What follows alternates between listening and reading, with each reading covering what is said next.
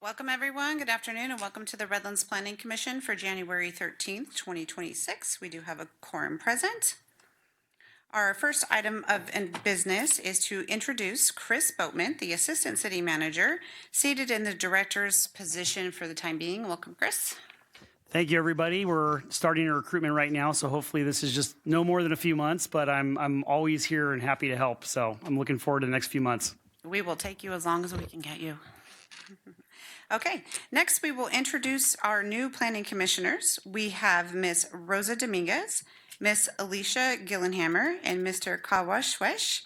And I'm going to give each commissioner just a quick opportunity to introduce themselves, and we'll start with Rosa. Green light. There you go. Yes, my name is Rosa Dominguez, and I've lived here in the city of Redlands, beautiful Redlands, since 2003, and I'm looking forward to working with everyone here on the commission. Thank you. Commissioner Gyllenhammer. Thank you. I am Alicia Gyllenhammer. I grew up in Redlands, so just very excited just to serve in this capacity in our community.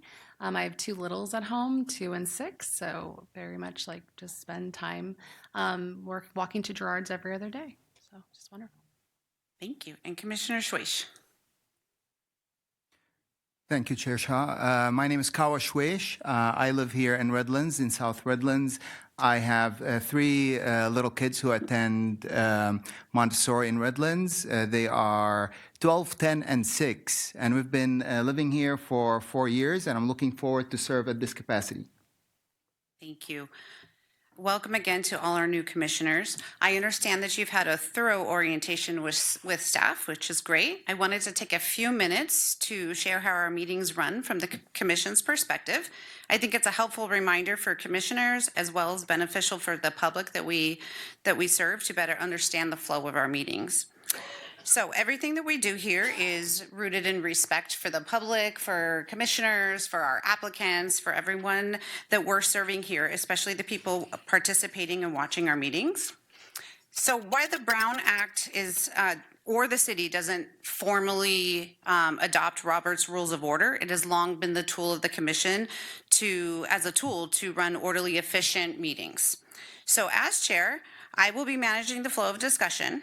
At times, I will call on commissioners in order of which you push the green button and let me know that you want to speak. And there are times, especially in more complex projects, we'll just go down the line and ask everyone for their opinion. This helps create a balanced discussion and allows all the perspectives considered as part of our deliberation. Please always use your microphone when you wish to speak and wait to be recognized by name before commenting. After staff presents their report, which comes first, that is when commissioners may ask questions of staff. These questions should be really for clarity or additional information and not yet for deliberation. If you asked a great question of staff prior to the meeting, I really encourage you to ask it again here. So sharing that information with the public really benefits the community that we serve. So although we come here fully prepared and we've asked a lot of questions, they clearly don't know that what we've asked and discussed with staff ahead of time. So I encourage you to share that. After staff questions, if the applicant is present, commissioners will have the opportunity to ask questions of the applicant at that time. Next, we will open it up for public comment. At that time, we listen, and then once public comment is closed, we can return to staff or the applicant if new questions have arose from those comments. If it is a public hearing item, we will then close the hearing and move into commissioner deliberation. During deliberation, I encourage you to share your thoughts and opinions as they relate to our purview, and whenever possible, tie your comments directly to the required findings. When I reference our purview, I mean evaluating projects strictly within the responsibilities of this commission. We all bring personal and I can talk, I promise. Personal and professional perspectives that are really valid. We come up with really valid comments and questions, but if they fall outside of the role of this commission, then we set them aside.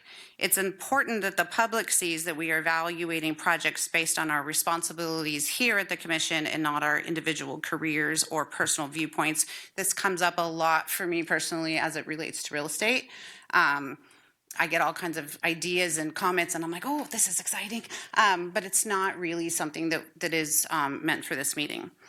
Each project is unique. Some are straightforward, others are more complex. Our responsibility is to thoughtfully evaluate each project based on the applicable findings and facts, provide clear constructive feedback and suggestions, and when appropriate, make recommendations to City Council. I appreciate everyone's commitment to professionalism, and I just, for me, my orientation was amazing, and I loved everything that staff was able to provide. But I also sat with some of the commissioners and leaders that were here that provided a different perspective, and that was really helpful to me. So hopefully it's helpful to you. And with that said, we will move on to tonight's agenda. So next, are there any public comments on matters not on today's agenda? Seeing none, we will move on to item number 2. Nominations for Vice Chair of the Planning Commission. Okay, we currently have 3 new commissioners out of 7 of us, and this is their first meeting. It does not seem fair or responsible to ask them to vote on the leadership of the commission before they've had the opportunity to observe how the commission operates and works together. I believe it's in the best interest of the commission to allow some time for all members, particularly our new commissioners, to gain that context before selecting leadership. For that reason, I believe it's most appropriate to bring this item back at the end of the 3rd meeting of the year. Because our schedules vary, we don't always know if we're going to have meetings as scheduled. I'm not proposing a specific date, but it is my intention to have it to be at the end of the agenda of the 3rd meeting. For the record, I have discussed this approach with with staff, and they have verified with the attorney that this is an allowable course of action. With that said, I'm going to make a motion, and I move that we continue the vice chair election item to a later date, and I will open it up for discussion. I think we should move forward. Commissioner Stanton. I think we should move forward like we always have done in the past, is elect a vice chair. Thank you. Anyone else? I appreciate taking the time so that those of us who have the obligation to participate in the vote can make an informed decision. Thank you. Any other comments? Commissioner Smith. I can support it being done on meeting 3. Okay. Seeing no other green lights, I will go ahead and call for a vote. All those in favor? Aye. Any opposed? Motion carries. Thank you. We will move on to item number 3, presentations, which we have none. Oh, you're right. Thank you, Commissioner Stanton. I apologize. I did not ask for a second on that vote. I'm going to recall the entire, I already made my motion. It still stands. Do I have a second? I'll second. I'm going to call for the vote again. My apologies again. All in favor? Aye. Aye. Any opposed? Motion carries. Thank you. Moving on to item number 4, the consent calendar. Item A, consent sign, commission sign review number 496. Item B, extension of time for CRA number 921. Item C, meeting minutes of December 9th, 2025. Are there any questions about the consent calendar? Seeing none, do we have a motion to approve the consent calendar? I move we approve the consent calendar. I'll second. All in favor? Aye. Any opposed? Motion carries. Thank you. Item number 5, old business. We have none. Moving on to item number 6, new business, 6A.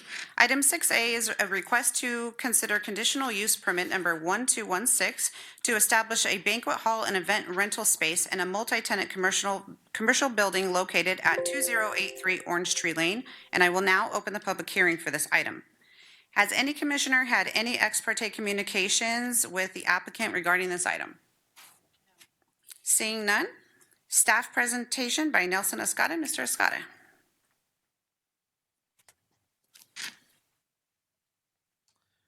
Thank you, chairs and members of the commission. All right. So the applicant requests to establish and operate a banquet hall within an existing 1,545 square foot commercial suite located at 2083 Orange Tree Lane within an existing shopping plaza. The highlighted area in yellow is the location of the tenant space in which the proposed use is to take place. Here's a front elevation. This is the suite or the unit itself.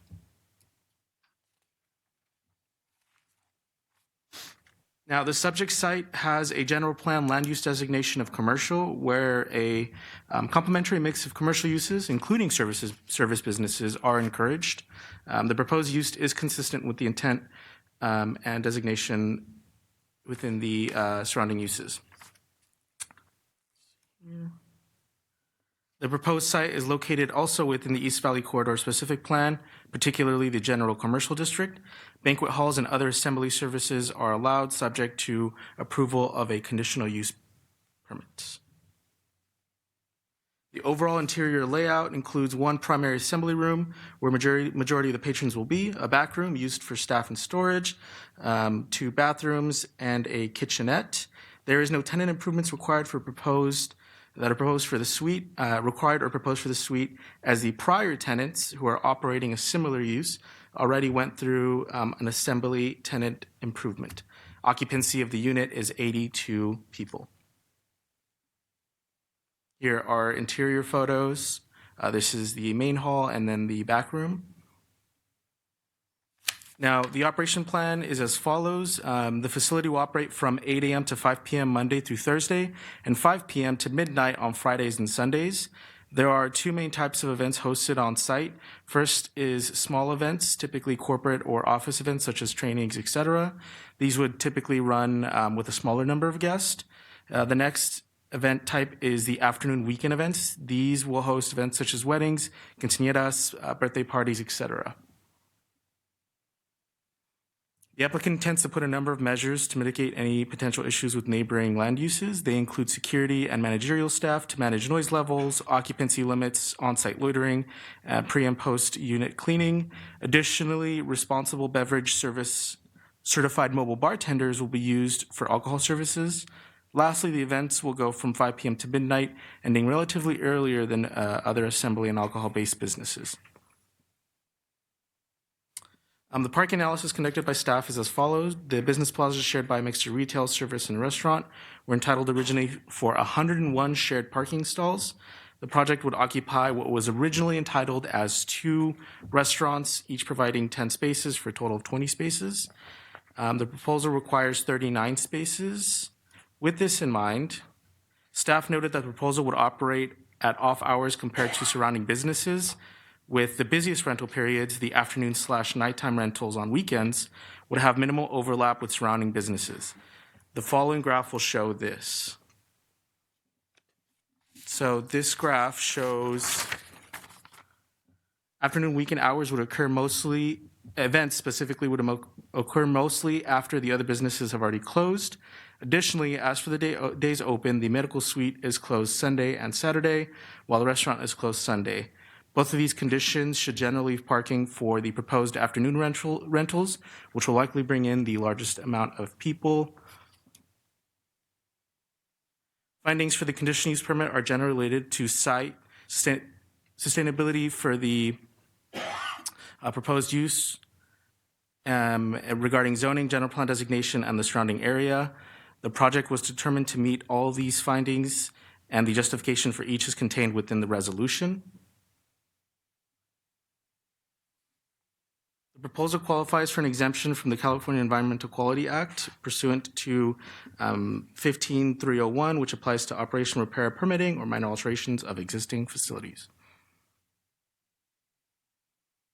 Staff recommends that the Planning Commission adopt resolution number 1731 and approve conditional use permit number 1216 based on the analysis and findings in the staff report and subject to the attached conditions of approval.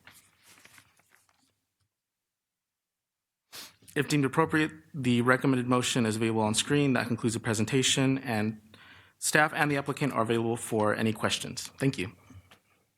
Thank you. Are there any questions for staff at this time? Commissioner Elliott. Just more of a curiosity for myself. So the prior tenant had a similar use. Was that use also subject to a CUP? No, so the use before was, it was a children's birthday party event space, and that didn't have alcohol. It had less parking, so that one was not required to have a CUP, but they did have to get a tenant improvement permit that was done, and that was done prior to this. I think that one was done in 2023, so that was fairly recent. That tenant improvement. So is it the alcohol license that's driving the CUP for this use? Not specifically. There is no ABC or alcohol license that's required because it is a caterer that's going to be providing the alcohol. There is no on-site dedicated bar staff or essentially bar service. I think the issue is that banquet halls are specifically called out as a conditionally permitted use in the EVCG.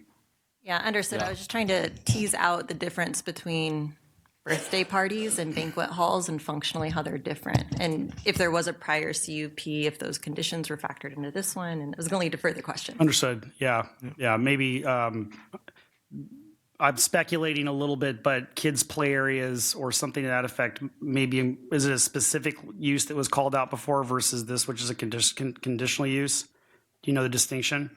Well, this one was so that one was still approved flat out by right. Yeah. What was it classified? I guess the question is, what was the previous use classified as? Do you know? I think it was. I guess the answer is we'd have to research it. Yeah, no, that's okay.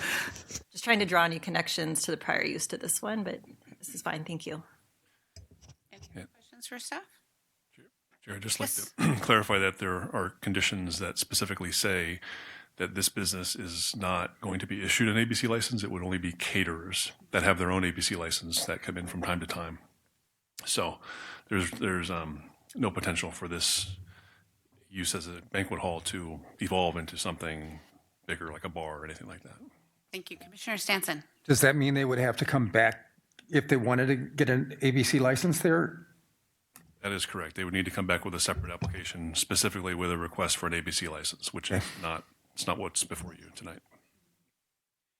Remind me in the conditions, thank you for providing the hours. Are there hours of operation tied to a condition?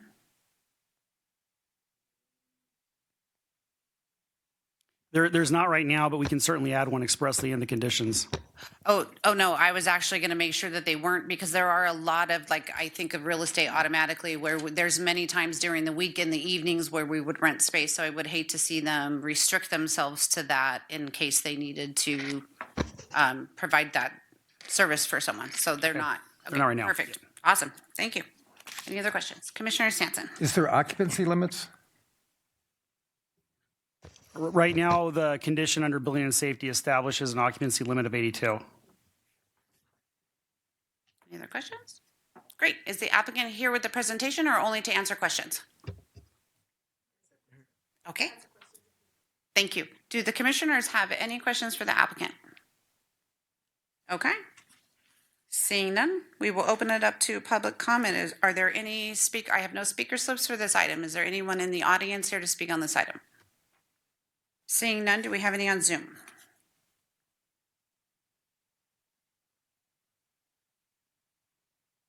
Oh, I'm sorry you have to get up each time. I apologize. Sorry.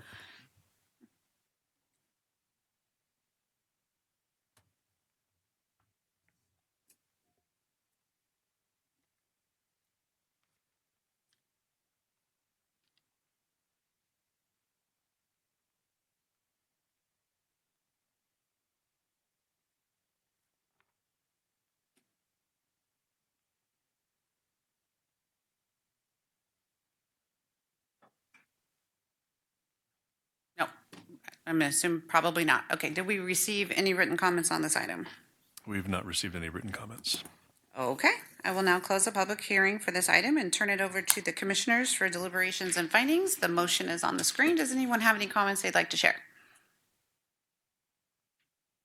Okay, I will just say that I think it's a great project, and this is one of those ones we talked about that's pretty straightforward. If anyone would like to make a motion, go right ahead. Commissioner Stanton. I move that the Planning Commission adopt resolution number 1731 and approve conditional use permit number 1216 based on the findings contained in the staff report and subject to the attached conditions of approval. Do we have a second? I second. Okay. It has been motioned by Commissioner Stanton and seconded by Commissioner Shwaish to approve conditional use permit number 1216. All in favor? Aye. Any opposed? Motion carries. Congratulations. Moving on to item number 6B. Item 6B is a request to consider conditional use permit number 1217 to establish a personal fitness studio within 2 suites located at 308 West State Street. And I will now open the public hearing for this item. Has any commissioner had any ex parte communications with the applicant on this item? Seeing none, staff presentation by Jasmine Serrato. Ms. Serrato. Thank you, Chair and members of the Commission. This is conditional use permit number 1217. The applicant is requesting to establish a personal fitness studio within 2 existing suites, approximately 1,600 square feet each, at 308 West State Street in Suites 2A and 2B. The highlighted area in red is the location of the tenant spaces in which the proposed use would take place. The subject site has a general plan land use designation of Transit Village, which designates areas for transit-oriented development, and the proposed personal fitness studio is consistent with the intent of this designation and with the surrounding land uses. The project site is located within the Village General District of the Transit Villages Specific Plan, which allows for personal fitness studios to be established with the approval of a conditional use permit. The proposal does not include any new construction or tenant improvement plans. In Suite 2A, approximately 1,040 square feet of existing space will be designated workout area with 13 to 14 Pilates reformers and 1 bar tower attached to the wall. The remaining space within the suite will continue to consist of an entry reception area, a restroom, and a utility closet. In Suite 2B, approximately 840 square feet will be a designated workout area with 10 bar towers attached to the walls, and approximately 140 square feet will be designated for a private training room with 1 Pilates reformer and 1 bar tower. The remaining space within this suite will consist of an entry reception area, an office, a bathroom, and a utility closet. I mentioned the bar towers and reformers. Seen here, you can see the Pilates equipment. At the bottom, you have the reformers. The bar towers are in the middle, and then there are accessories used along with Pilates. All of these equipments produce minimal noise. Music, when used, will be played at soft background levels, so it won't be a disturbance to the neighboring properties. They propose to operate on an appointment basis to focus on small group Pilates and functional training classes of about 8 to 12 participants. Each class is 50 minutes duration and is anticipated to operate within the timeframes listed here. The applicant expects to have 5 to 7 employees consisting of certified Pilates instructors and part-time support staff who will operate based on their staggered class times, which results in about 1 to 2 staff members being available at a time. Other services do include private and semi-private training as well. The existing site was developed with 37 parking spaces for the shared retail center and 13 spaces off-site along West State Street under the previous C3 zoning standards, which were stricter in terms of parking requirements than TVSP currently. However, additionally, they also qualify for Assembly Bill 2097, which prohibits public agencies from requiring parking for any development projects within a half mile of public transit. This is located 945 feet from the Redlands downtown Metrolink station. Therefore, the project is exempt from parking requirements and no additional parking is required. But again, they do meet the parking requirement. Here we have the north elevation where we can see the front of both subject suites. 2A is on the ground floor and then 2B is on the second floor. Here are the findings for a conditional use permit, which are generally related to site suitability. These address whether the proposed use complies with the zoning and general plan designation, while also finding it corresponds with the surrounding land uses and would not be detrimental to public health and safety. The justification for each of these findings is further explained within the resolution provided within the staff report. The proposed project may be exempt from environmental review pursuant to Section 15301 for existing facilities of the California Environmental Quality Act guidelines. This exemption applies to the operation, repair, permitting, or minor alterations of existing facilities. A request such as that of a personal fitness studio within 2 existing commercial suites is consistent with the exemption criteria. Staff recommends the Planning Commission adopt Resolution Number 1733 approving CUP Number 1217 based on the analysis and findings in the staff report and subject to the attached conditions of approval.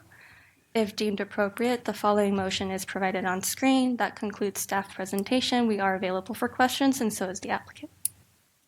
Thank you. Are there any questions for staff at this time? Seeing none, is the applicant here with the presentation or just ask questions? Okay. Does any commissioner have any questions for the applicant at this time? Okay. Seeing none, we will move on to public comment. I have no speaker slips. Is anyone in the audience here to speak on this item? Seeing none, any comments on Zoom? Okay. Did we receive any written comments? There are no written comments. Thank you. I will now close the public hearing for this item and turn it over to the commissioners for deliberations and findings. Motion is on the screen. Does anyone have any comments? Another straightforward one. Okay, Commissioner Smith. Looks pretty straightforward, so I move that the Planning Commission adopt resolution number 1733, approving conditional use permit number 1217, based on the findings contained in the staff report and subject to the attached conditions of approval. Second. Oh, okay, Commissioner Stanton. It has been moved by Commissioner Smith and seconded by Commissioner Stanton to approve conditional use permit number 1217. All in favor? Aye. Any opposed? Motion carries. Congratulations. Moving on to item number 6C. Item 6C is a request for approval of a revision to Commission Review and Approval number 974 for an approved mixed-use development project on a vacant site located at the northeast corner of West Stewart Avenue and Eureka Street. Has any commissioner had any ex parte communications with the applicant on this item? Seeing none. Staff presentation by Kevin Beery. Kevin Beery is now Mr. Foote. Staff presentation. Thank you. Yeah, Kevin Berry gets to be on jury duty today, so I'll be handling the presentation. Fun. Jury duty or planning commission. Okay, Mr. Foote, go ahead. All right. This is an application for a formal revision to an approved project. The existing entitlement is Commission Review and Approval number 974. And this project site is located at the northeast corner of West Stewart Avenue and Eureka Street. So this is downtown, just north of the train station. And this is a view of the existing project site. It's currently vacant for the most part. I believe it's entirely vacant at this point. Previously, it had been developed with residential uses, a number of single-family homes that have been removed in recent years. As you can see on the aerial, the train station and the downtown parking station is across the street to the south. And then the Packing House District Shopping Center directly across Eureka Street to the west. And then some commercial businesses and a handful of residences to the north and to the east.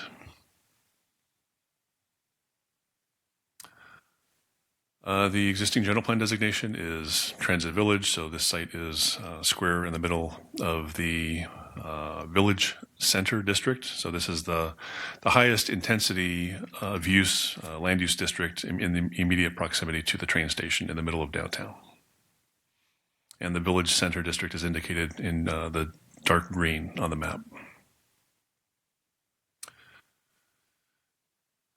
This is the proposed revised site plan and landscaping plan.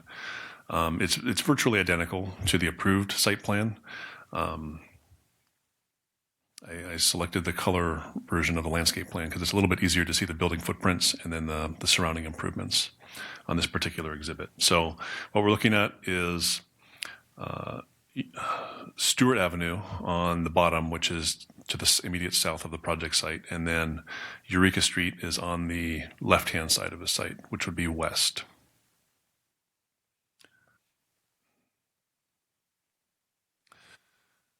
So the actual area of proposed change would be the northeasterly quadrant of the site plan. So the entire site fronts on Stewart Avenue on the bottom, on the south, and then Eureka Street on the west, and then a small area of frontage on the top of this exhibit, which is High Avenue and Ruiz Street. So the project boundaries, the perimeter, is not changing. What's changing is a small amount of the floor plan on the third and fourth floors, and then a little bit of the building design, the architecture, which we'll show exhibits here in just a moment. But this particular revision is to add an additional 24 units, dwelling units, apartments, to add those to the previously approved project. So the new total is 106 units now is the new total. And then a small addition of a fourth floor, a fourth level. Again, it's only on the northeasterly corner of the project site, which is more towards the rear of the project site. So we'll show that here in just a minute.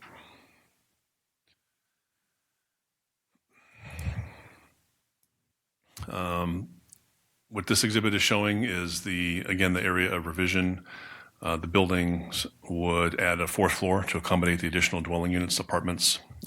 Again, on the northeasterly quadrant of the site, which would be towards the rear as viewed from Stewart Avenue or Eureka Street. In addition, the parking spaces would be increased by a total of 10. So the approved project had 51 spaces and the revision would have 61 spaces. And all of those would be reserved for residents within the development.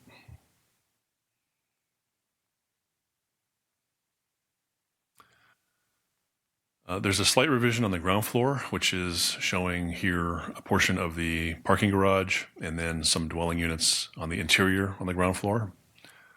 It's a relatively minor change on the ground floor.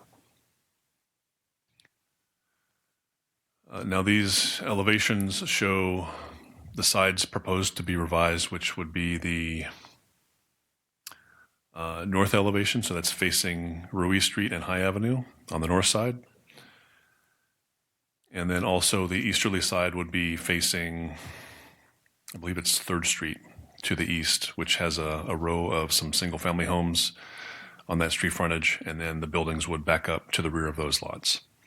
And again, this is changing from 3 stories on the approved project to 4 stories, just only on these 2 sides at the rear of the project site. There is a small change to the architectural materials. Instead of all wood or fiberboard siding, there is a portion that is to be plaster or stucco now. But for the most part, the approved materials and colors are not substantially changing. The change, from what I understand, is happening only on the 2 sides that will be 4 stories high, and then no changes to the remainder of the project. No other changes to the approved landscape plan, no substantial changes to the lighting plan. So overall, staff believes this is consistent with the general plan and certainly the zoning designation as Transit Village. And we are recommending that all of the findings can be made again for approval. These are some perspective renderings showing the massing and the distribution of the buildings on the site. Again, we believe it's substantially in conformance with the approved project. Staff has done a detailed analysis of all the applicable development standards in the Transit Villages district, the Village Center district. The proposal complies with all of the objective development standards as well as the objective architectural design guidelines. In addition, the addition of 24 additional units will also add to some affordable dwelling units as listed in the inclusionary housing plan that's included with the packet. And like the original project, this revision is exempt from Measure U. And therefore, there's no additional studies that are required in terms of traffic analysis or socioeconomic cost-benefit analysis. The council previously determined the project was exempt from Measure U. There are three findings that must be made for commission review and approval. These three findings essentially pertain to site development and site construction. So the land use is a permitted use, so these three findings are discussing the construction of the proposed improvements and the suitability of the site for the proposed development. And staff believes that all three of these findings can be made. Number one, the site for the intended use is adequate in size and shape to accommodate the use and all the required improvements in yards and other development standards. Two, the site is situated and arranged so that adequate vehicular access can be provided by the street grid. And three, the conditions of approval are sufficient to protect public health, safety, and welfare. And the responses, the detailed responses to those are provided in the resolution. This project remains exempt from environmental review under section 15332 of the CEQA guidelines. There's 5 criteria listed, and the proposed project continues to meet all 5 criteria for exemption. There's no substantial evidence of any potentially significant impacts or effects on the environment that would preclude the use of the exemption. And staff recommends approval of the revision, and the applicant is also present to answer any questions you may have. Thank you. Thank you. Does anyone have any questions for staff at this time? Commissioner Stanton? Mr. Foote, could you kind of explain to me exactly what these modifications are? Because I'm a little bit confused. I understand where one of the buildings gets a 4th floor. Was it originally, the project was 3 stories and now it's going to 4 stories on one building or more than one building? I've been looking at the plan, so I'm kind of confused on exactly what. Why don't you bring the graphic back up where you shaded in the increase? Let's see. This one? I believe it's more than one building.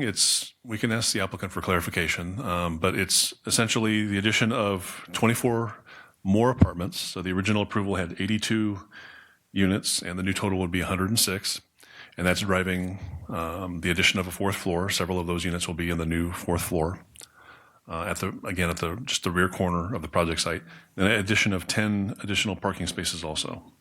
Okay, I guess I'd like to get from the applicant a little bit more understanding on the revisions that were made in the rest of the buildings. We'll bring them up soon. Any other questions for staff at this time? Seeing none, could the applicant please join us?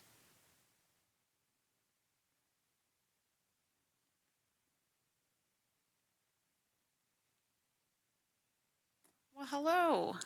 Haven't seen you in a bit. I'm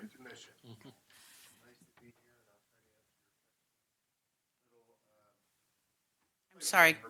For everyone, will you introduce yourself? We all know who you are, but not everyone does. Talking about a project for Balboa Properties, and Brendan's also here with me, and Kevin was our planner. Unfortunately, he's not here today. So I knew we were going to be on the agenda. I saw when it came out, but I wasn't clear on what we needed to prepare or anything like that. So I'll try to answer your question. So on what you're seeing there in the light blue tone over top of it, and you could see it even more clearly on the elevations. So those buildings that are essentially eastern facing, that's 4 stories now. And what it used to be 3, and it used to be more discrete. Right now, they're kind of linked more together. And that was done prior to when we did our original approval and design. Took quite a while. By the time it got done and all the variations and things that happened, the costs were really prohibitive to kind of do such an articulated plan across the entire property. So the decision was made to keep the main street artery elevations, so Stewart and Eureka, exactly the same. Absolutely nothing has changed. Okay. And then the other two areas, we had to make some adjustments on the parking garage on the first floor on the east side. It used to have a turn in it, which, again, extra expense for very little benefit. So that was straightened out. And then the building on the back, which also has parking underneath, we looked at that also adding a fourth floor, but I'm pretty sure that where we landed is that that's not what was submitted. So when I say I wasn't 100% prepared for today, it's because I think it's only on the right-hand side. So I believe that's the case. Yeah, Isn't it's that just right? the right. I mean, we yeah, so looked at both. it's the right buildings. yeah, And then the facade was originally matching the perimeter buildings where you saw more articulated surfaces. The new facade is all interior, but basically they created the cost savings by moving the more articulated surfaces, by retaining the more ornate articulated surfaces on the exterior and simplifying the interior Correct. to keep the cost down. Correct. I understand. Yeah. I think it's a nice project. I no, just I understand. And I want to answer all your questions and be as clear as possible. It's just, again, I was just a little confused on how. yeah. I mean, I understood the one building and added another floor, but Yeah. but all the other stuff you were doing there wasn't quite understanding exactly what you changed. Yeah, there was a lot of minor adjustments that kind of helped save some money, and then connecting some pieces that were discrete buildings now. So where there were three, now there's two. So just eliminating like two facades saves a lot of money. And then going up the fourth floor on the one side gave us more rental income. So just that's Help what we're justify still it. willing to do. I think it's still a gamble in the market. We're the first people trying to build this kind of denser housing downtown. There's no real comps on what this really works. No, out but it's to. a good place for it in the concept of what they're trying to sell, Correct. downtown living and all that. I mean, Yeah. it's there. You're downtown, the parking structure across the streets, Correct. train station right They there, walk to so much. and restaurants everywhere. Yeah, I mean, it'd be shopping, kind of a cool everything. place if I was younger to live. Yeah. I think it will be successful. I mean, we're counting on it. So tell everybody Thank you. to be successful. Well, and if I may, just especially for the new commissioners to provide some context, the applicant did contact us about this several months ago. Just relatively speaking, this is a pretty high quality exterior that we're seeing on this project. Most multifamilies we've seen recently don't have anywhere near the level of articulation in the surfaces and the high quality material you see on the exteriors. So we were very much still in support of this project. It's going to be a very nice addition to the downtown, we feel. Commissioner Shwaish. I have a general question to the staff. In situations where the height of a building is increasing or request is being made and it affects other residential or commercial properties that have solar, for example, and it's going to impact their solar output, how is that typically handled? Oh, he asked for. Title give you my 24, opinion, there's no but- evaluation on how the height of a structure affects the surrounding area. This has their setback requirements. So that more pertains from a visual or aesthetic standpoint. Our solar requirements are based off of Title 24, and they more pertain to encouraging the addition of energy-saving components to structures like this. But there is not an analysis that's performed on how it might shade areas. Now, I will tell you, this is adjacent to two big arterials. There's no commercial developments or any type of projects that are immediately adjacent. So there's no projects adjacent to this would be affected by the 4 stories. But in general, to answer your question, there's no formal analysis that's done. Thank you. I was just quickly looking, and there does seem to appear that towards the northeastern side that there are facilities that have solar panels. So that's why I posed the question. I see.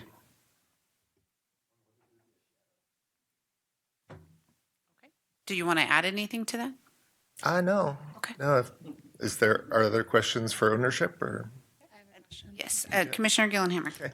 It's mixed use, correct? This development? So there'll be retail, or is it only just? It's mixed use. It is mixed use. Okay. So on the corner, on the first floor, in the buildings that we're not touching during this revision, there will be commercial space. Okay. I think the it's like 7,000 or 8,000 square feet of first floor commercial space. So they'll have, right where you're walking, you'll be able to look into storefronts, and, you know, they could be for shopping or they could be services. Yeah. And then parking, would that just be on the street? So there will only? be some on-street parking. Okay.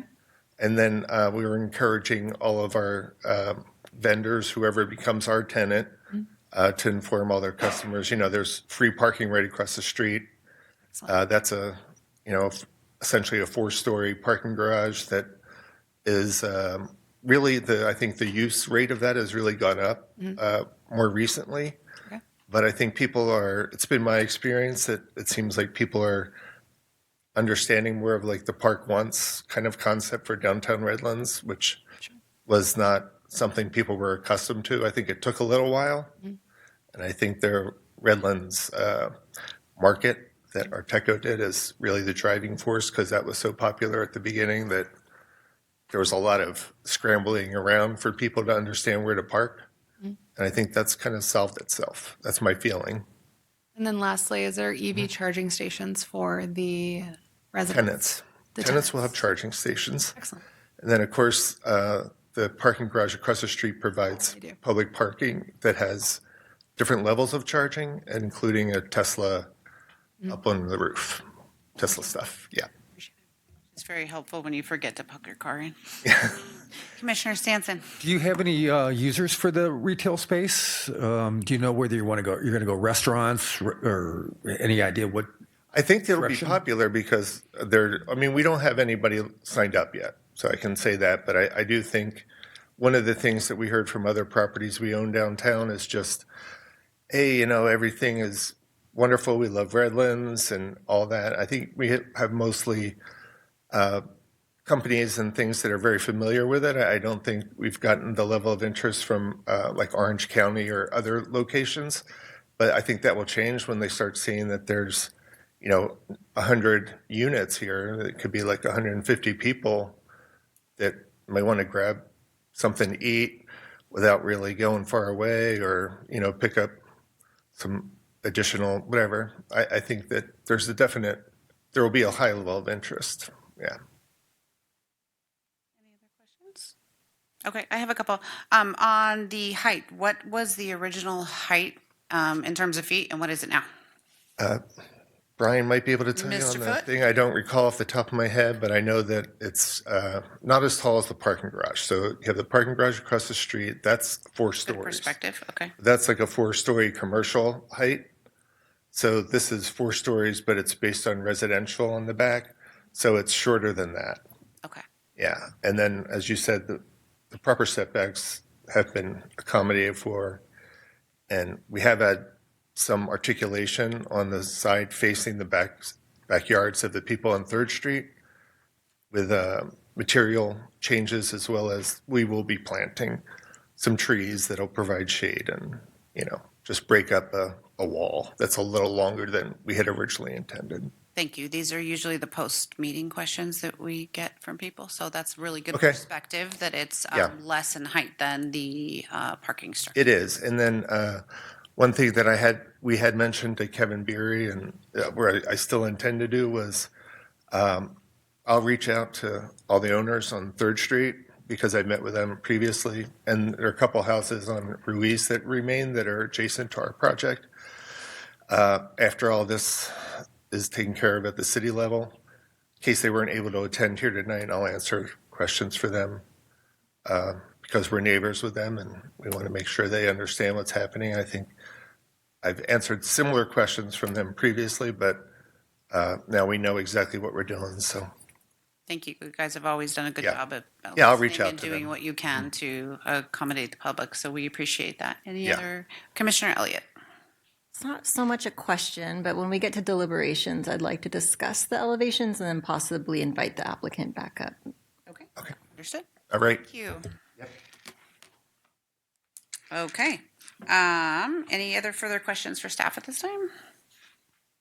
Seeing none, this is not a public hearing, but I will entertain public comments. I do have one speaker slip from Don Grinda and a handout he has provided. If you could Take one down, pass it around.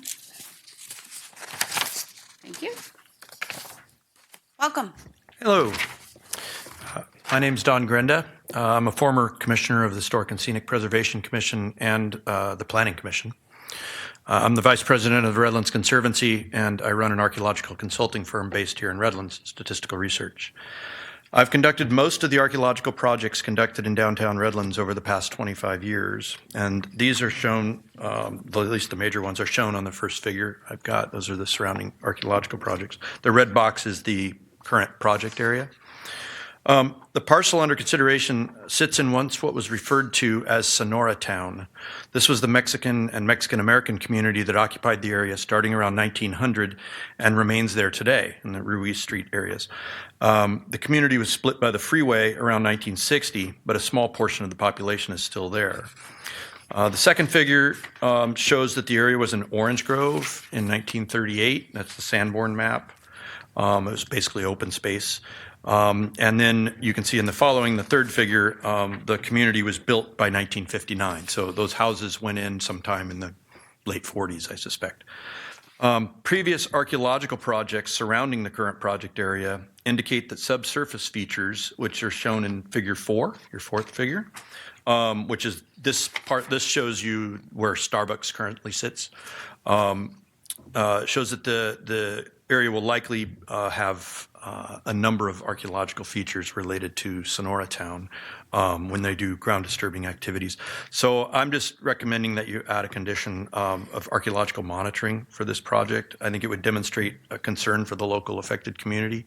The developer in the general area here has been fantastic with community outreach and doing a lot of outreach to the community, the Mexican and Mexican-American communities in the past, and we've done a lot of presentations to the Historical Society. I did an Esri forum meeting and talking about both Chinatown and Sonora Town. And this is just kind of a continuation of the Downtown Redlands Archaeological Project. It'll extend over to the mall, all of these large projects where there's going to be a lot of archaeology found in all of these locations. So this one just was missed because environmental review didn't pick it up. It should have.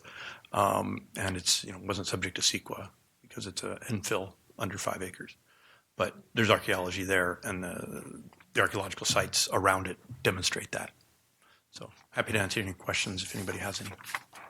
Thank you very much. Thank you.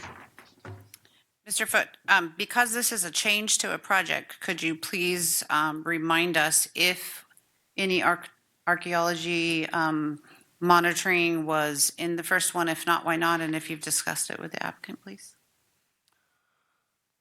Well, originally, it was screened for a potential exemption from environmental review as allowed by the California Environmental Quality Act. And at that time, we did not have any information or evidence of any high likelihood of potential uncovering or discovery of archaeological or other resources on the project site. Incidentally, we did receive one written comment via email from resident Kurt Heidelberg with essentially the same comments as what we just heard from the speaker. I did forward the email to the applicant for consideration. I don't know if the applicant has any comments regarding that. So to answer your question, I mean, if the commission has specific concerns about this issue, you can ask us to further look into it and study it. Basically, on an exemption, we refer to local, state, and federal lists of resources. And as Mr. Foote stated, when the original analysis was done, there was no evidence at that point of it. But if the commission, and obviously Mr. Grenda is a practitioner, and I definitely wouldn't, pretend to know more than he does about the subject matter. But if the commission would like us to look into it, we can do a further analysis on that.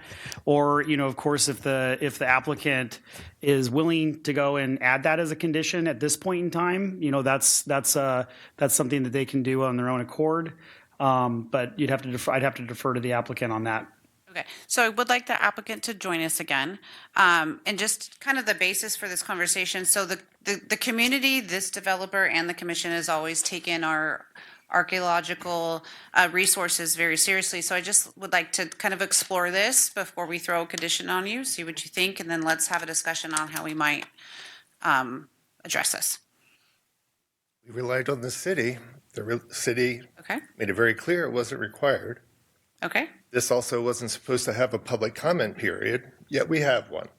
And the person who chose to comment is somebody who could financially gain from us being required to do this. Okay. I don't appreciate that. Understood. Okay? Thank you for your comments. Any other questions? But on the other hand, the area has had significant archaeological finds across the street, and Dangerman has spent a lot of money on his projects, you know, in looking for cultural resources. And just because the city forgot it, this doesn't mean that we should not protect our cultural resources, and that we should. I don't think it's a very big ask to have some monitoring and to protect the resources of the Hispanic community. I'm going to pause just for 1 second because the Hispanic community. All I'm saying is that I get it, but they made a mistake, I think. So you don't want to hold any responsibility for what was done up till this point. Is that what I hear? I just want to clarify, it's not that a mistake was made. We referred to our normal lists and resources when we did the initial application. We did not find it listed on any of the resources we would normally refer to as per protocol when we do an exemption. When an amendment is filed, it does provide an opportunity, again, for the commission to go and ask these types of questions. If there's evidence you feel necessitates us to look into something to that effect, we can certainly we can do that and bring more information back to you. Obviously, we can only refer to the original analysis we conducted at this point at this meeting. We don't have the ability to conduct additional analysis at this meeting, but that's not to say there is any additional impetus for a condition to that effect. But we would have to research it. So all I can tell you at this point is that we, per the staff report, we refer to the typical list we look at. We did not find a reference to any type of triggers that would require further CEQA. But again, it's your purview to ask us to look into something more if you'd like us to. Understood. Thank you, Commissioner Elliott.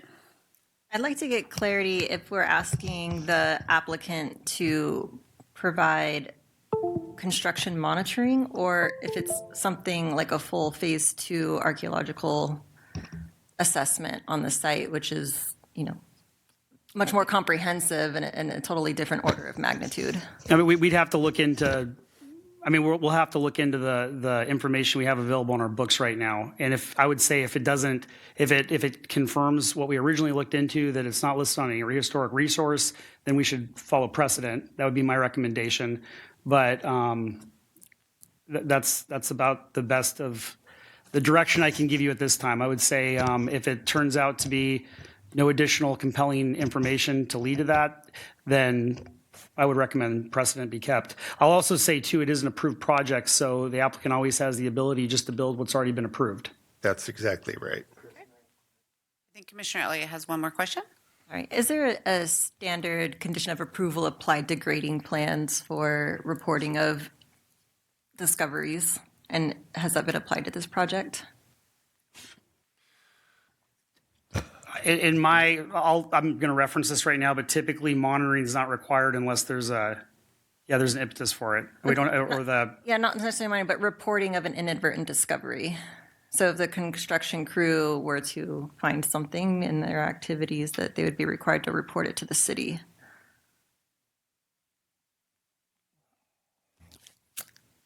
If it's something like a more contemporary resource, like a bottle or something recent, no.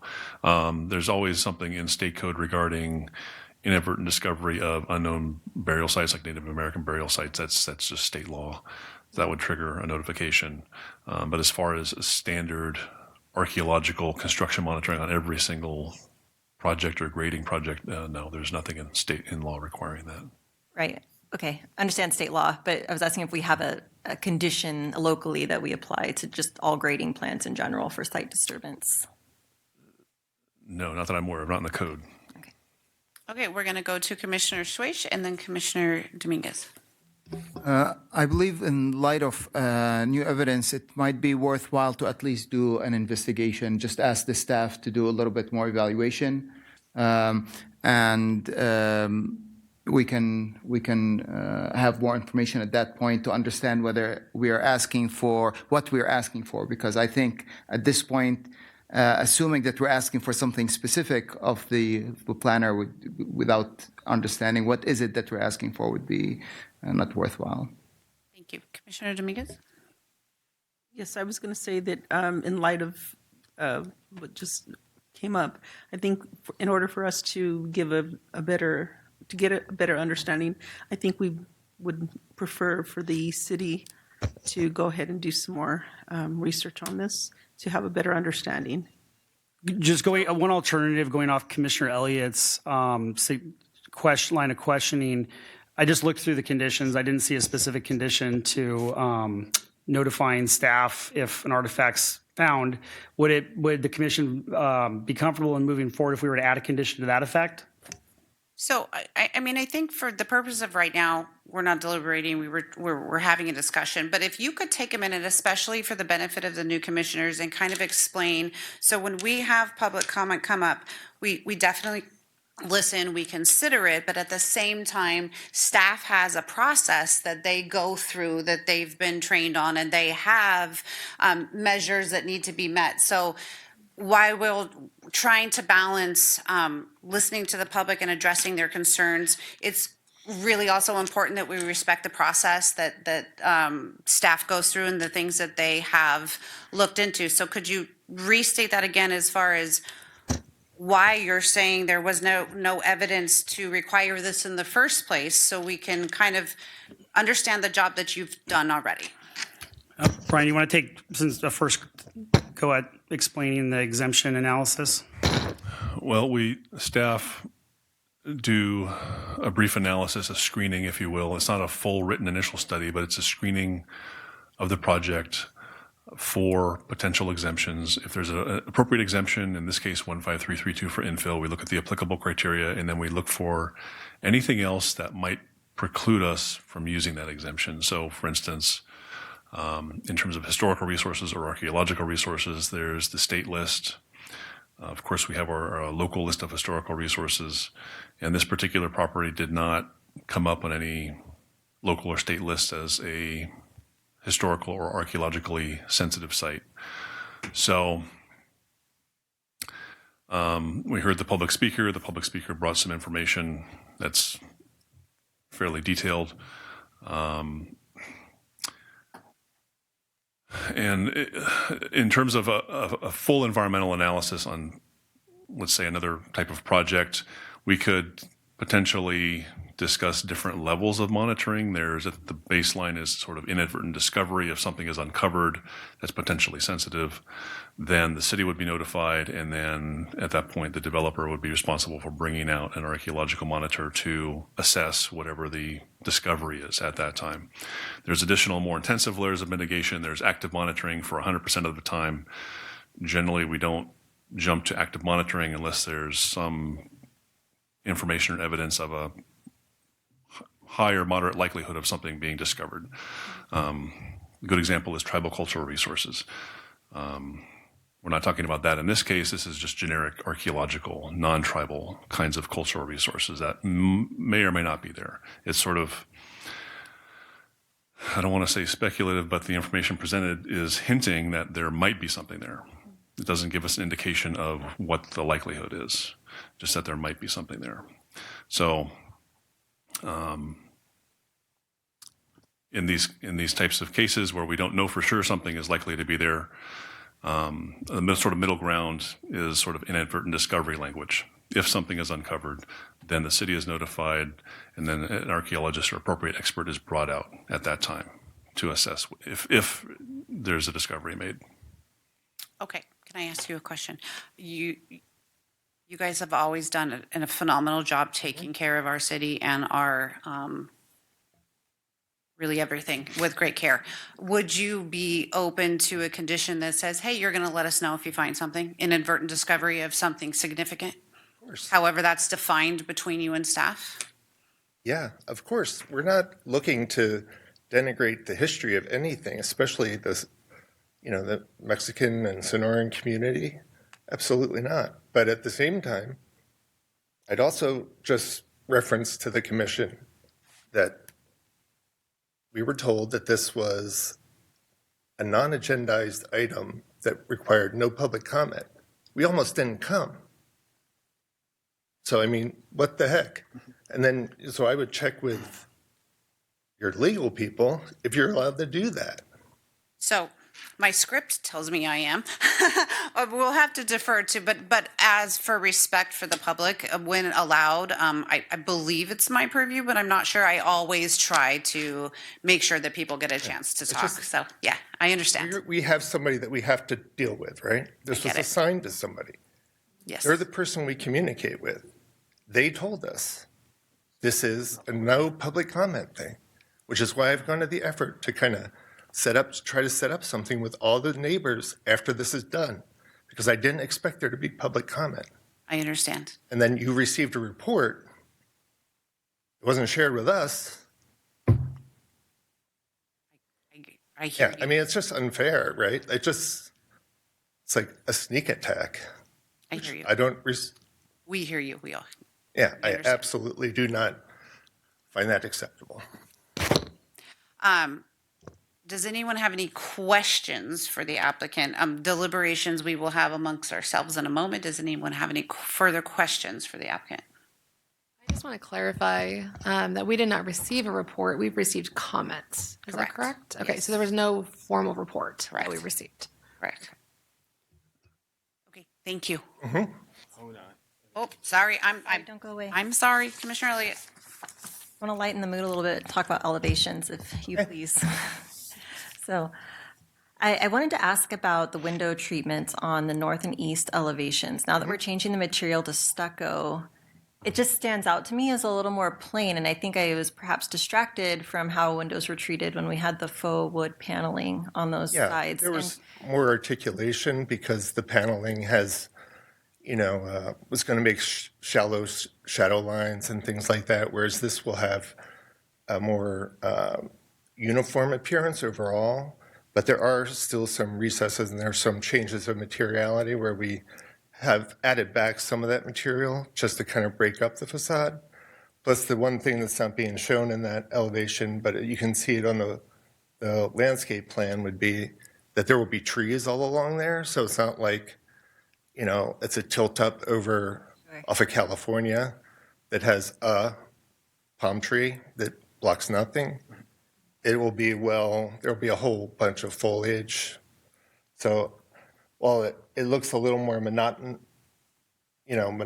in this kind of an elevation where it just looks like punctures, it won't read like that in person. And because there are some planes there that are set back from each other, there'll be shadows and things. Perfect, thank you. I was going to ask about insets of the windows, and also acknowledging if it's on the north side, they may not be inset very much, but also appreciate the commentary on the landscaping, because I imagine if it's anything like a parking garage, we won't see much of the elevation to begin with. No, I think if you look at the projects we've done around town, it's one thing we get complaints from our tenants that we have too much landscaping. So I think you can expect the same thing here. It'll be like a park with some buildings in it. Yeah. All right, thank you. Thank you. Commissioner Shaw, I just want to add one piece of information I was given to by the applicant. The grading permit's already been issued and some of the work's already commenced. So I just want to note that as well for the project that's already been approved. Thank you. Commissioner Smith. ACM Bowman, right what you were just saying, just so I'm clear, this is an approved project, and as long as, if we weren't talking about a reservation, they can move forward. Yeah, that's correct. Yeah, the revision does as we've discussed, allow the commission to weigh in on the revision, and it does allow you to take in public comment. And we can certainly research information like what we're discussing, but the project is approved, and it's very possible that we may arrive at the exact same conclusion as we did before. In fact, it's very likely, unless a mistake was made. But there's no evidence that a mistake was made. So I would just reiterate, it is an approved project. Yes. Appreciate it. Last call for any questions for staff. Seeing none. And we already opened public comment. I have no more speaker slips. Are there any more speakers here on this item? Seeing none, since I already opened public comment, I'm also going to ask for Zoom. Do we have any? Okay. And did we receive any written comments? Just the one email that I mentioned earlier and no additional comments. Thank you. Okay, this is not a public hearing, but I'm going to now turn it over to the commissioners for discussion and deliberation. Who would like to go first? Commissioner Smith. I got to agree with the applicant. This is an approved project. We were moving forward. They revised something that's in the sky and not in the ground. It'd be different if we were looking to dig out a 2-story underground parking structure and we were going to tap into something different. This is not that. So I'm all for moving forward with this project without any concerns of the email that we received. Any other comments? Commissioner Shwaish. I think this is a great project for the city, consistent with our general plan, and would really liven up the area.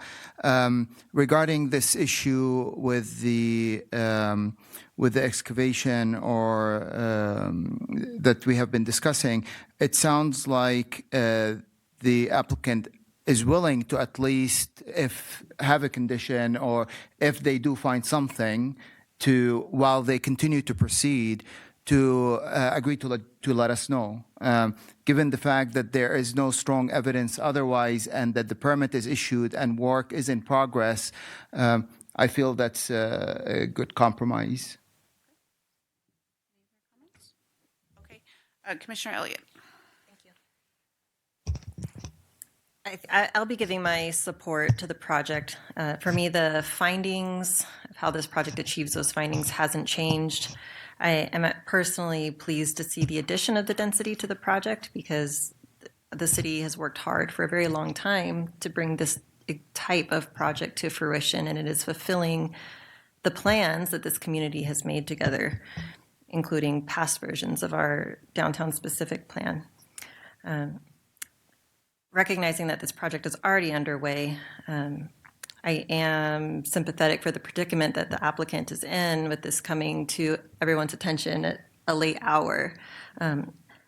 I would give support to the condition to notify the city of any findings. I do feel that that is a fair compromise given circumstances. Commissioner Stanson. And I agree with you. I think if we just put that one condition in, that they were notified, that would be fine. I think it's a fine project. I'm looking forward to seeing it get to completion and you getting it built. I just want to make sure that we're not leaving anything. If we find something that's of heritage that that it's turned over to the city, beyond that, I don't want to see your project slow down in any way, shape, or form. I know how detrimental that can be, so. Thank you. Okay. I just want to share a few things that I also am very much in support of the project. I'm really glad that you added the density. We all know how much housing we need for all types in this city. I really appreciate how everyone in this community respects cultural resources. And quite honestly, I think if you would have found something significant, you would have told us anyway, even if it wasn't. And you've done a great job of caring for our community. Whoever makes the motion, if you do decide, I'm in support of the project as is or with the condition, either way, whoever makes the motion, I would encourage you to use terminology where it's significant findings as determined between staff and the applicant. So it's not like they have to come to us if they find a squirt bottle, like literal little squirt. Remember, we used to drink that soda that doesn't exist. Like, that's not a cultural resource, right? So it's defined as major. Does that work for you guys, staff? Yes, we'll work with them on a condition that reflects that. Yep. Okay, if you could bring the, are there any further comments? Bring the recommendation up on the screen, and it is open to make. Commissioner Elliott.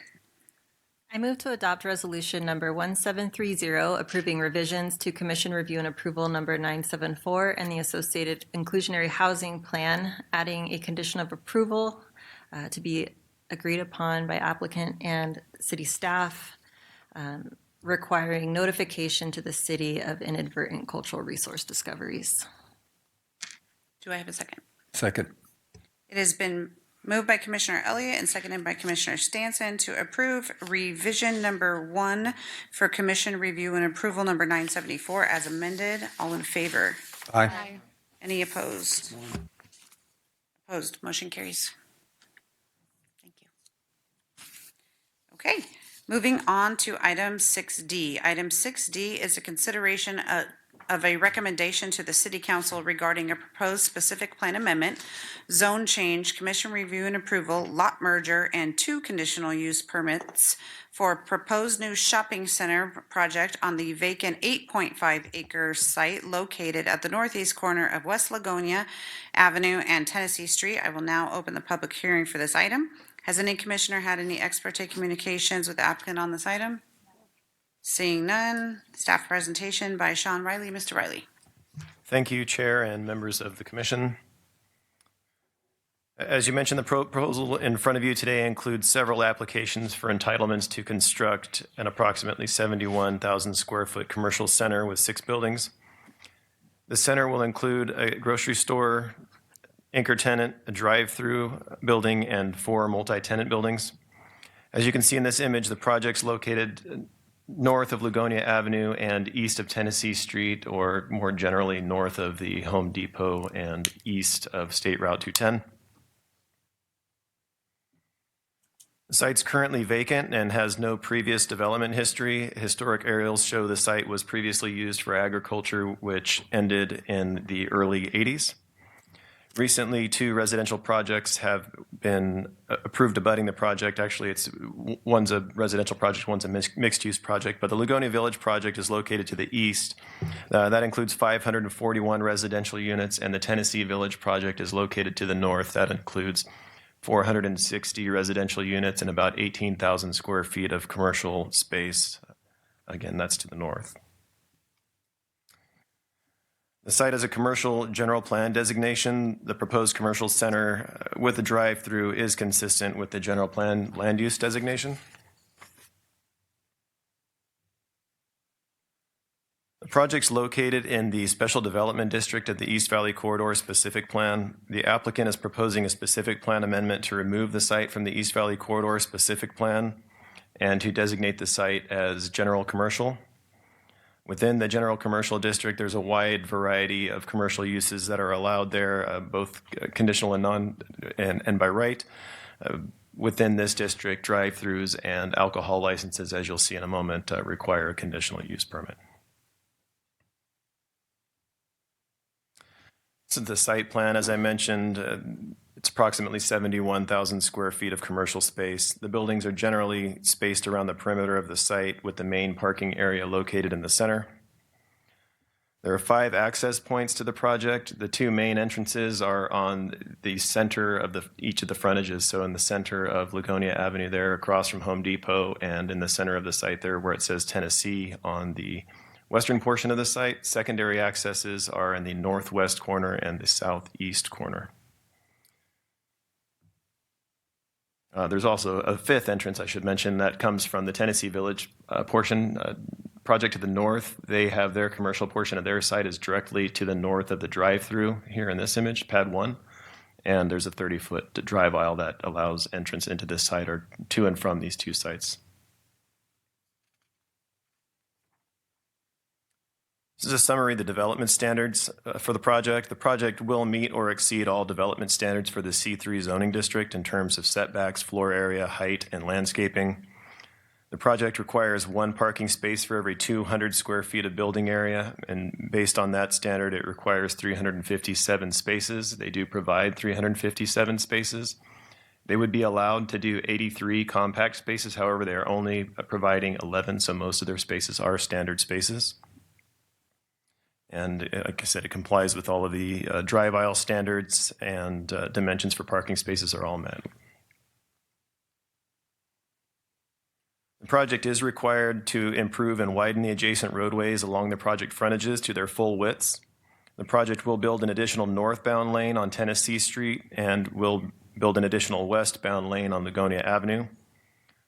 As required by Measure U, a traffic study was prepared by a qualified consultant and reviewed by city staff, or Land Use Engineering Division. And based on the traffic study, the applicant is required to make some additional improvements, which are included as conditions of approval. Those include what you see here on the slide, and so that's at the intersection of West Ligonia Avenue at the Home Depot parking lot. The timing of the signal will need to be changed to bring that to a level of C service. And at West Ligonia and Texas Street, they will need to restripe within the existing right-of-way to accommodate a left turn lane.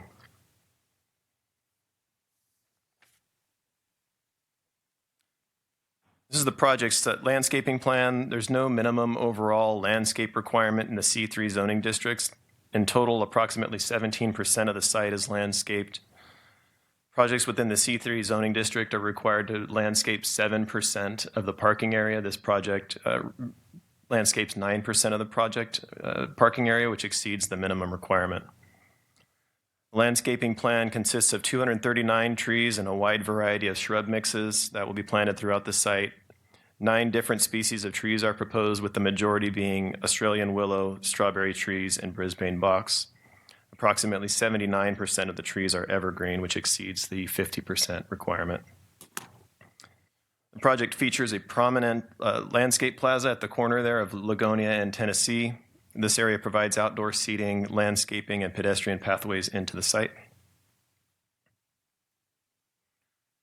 This slide shows the proposed architecture of the major market tenant. The architectural elevations for the project utilize a contemporary style with a variety of materials.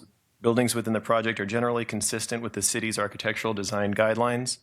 They provide vertical and horizontal projections, short tower elements, and again, a variety of materials. And architectural treatments are provided on all sides. This slide shows portions of the pad buildings and demonstrates the typical architecture of the other buildings within the site. Again, here you can see the types of materials and colors that are proposed, as well as the vertical and horizontal projections and the awnings and varied materials.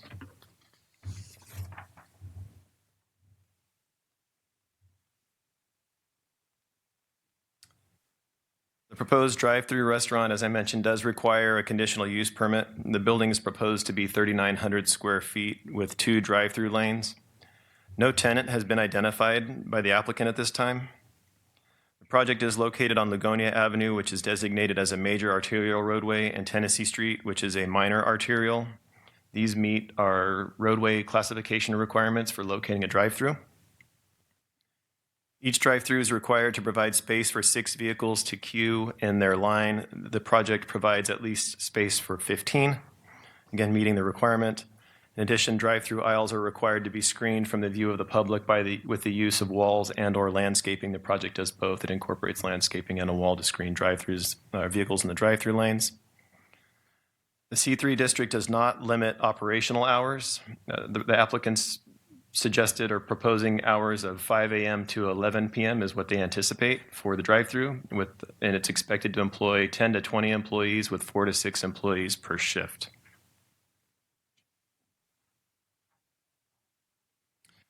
This slide shows the architecture of the drive-through. It's the policy of the city to require higher quality architectural treatments on drive-throughs. As proposed, the drive-through building incorporates a contemporary architectural style like what is proposed throughout the rest of the project. The building does include a varied roof line, large windows, metal awnings, and varied materials. However, the drive-through does not include enhancements such as a porte-cochere or accent panels or any trellis features, landscape trellis features, and things like that. So the Planning Commission may wish to add a condition for the applicant to include those things prior to issuance of a building permit.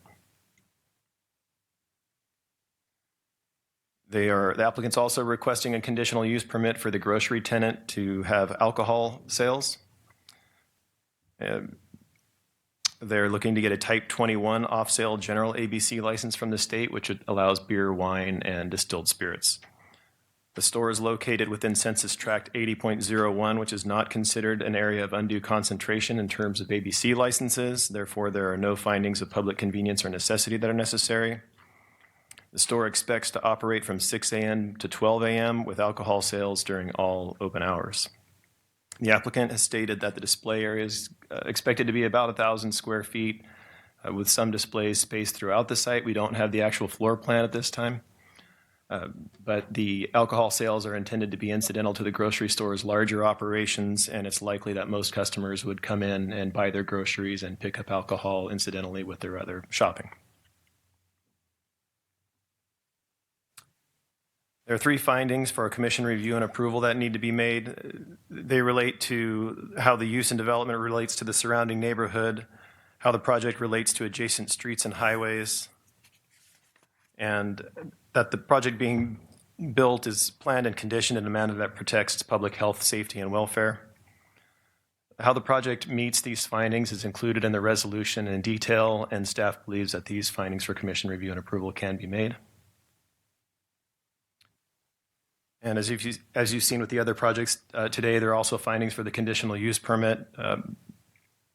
These findings are related to location and land use plans of the city, public health, safety, and welfare, and that they are going to comply with the regulations and development standards of the city. Again, staff believes that the project meets all of these findings, and that's detailed in the resolution. The project includes a lot merger for a well site. There's a small well site in the center of the project that will be merged with the larger portion of the project. Within the C3 zoning district, there are not standards for lot width, lot depth, lot size, and so this merger will comply with the development standards that are there. There is a condition of approval that's been added to the project requiring the recordation of the lot merger prior to building permit issuance.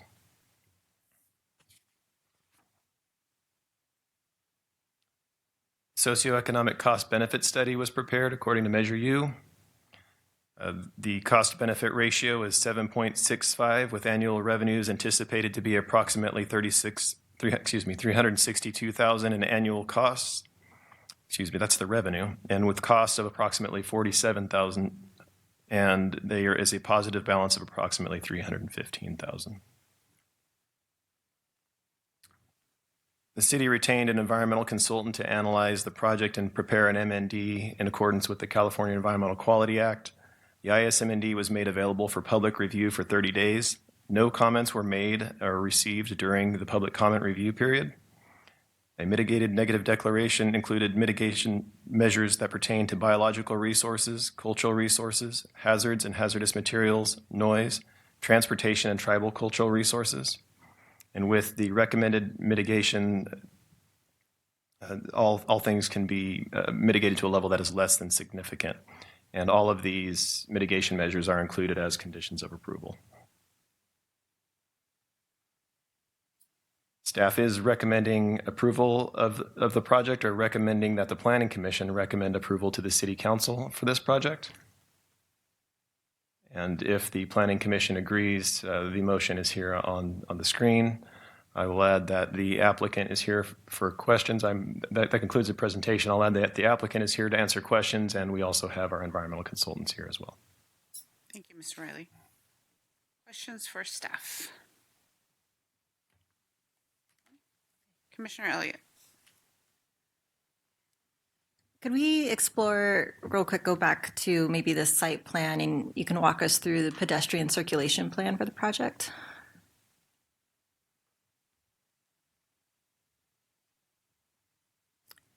Something that I'm picking up on, I think it was maybe shops 3, and really that sweeping right exit from the project. And I'm trying to determine, where is the sidewalk crossing this driveway? Is it at that widest point?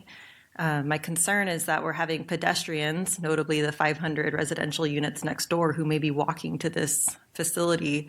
How having to cross such a wide driveway, and with that sweeping turn, it just encourages higher speed traffic. I don't know if that's designed specifically for trucks, but what might, in deliberations and as we talk to the applicant is something that I want to focus on, but if I'm interpreting this incorrectly, I'd like to understand that now.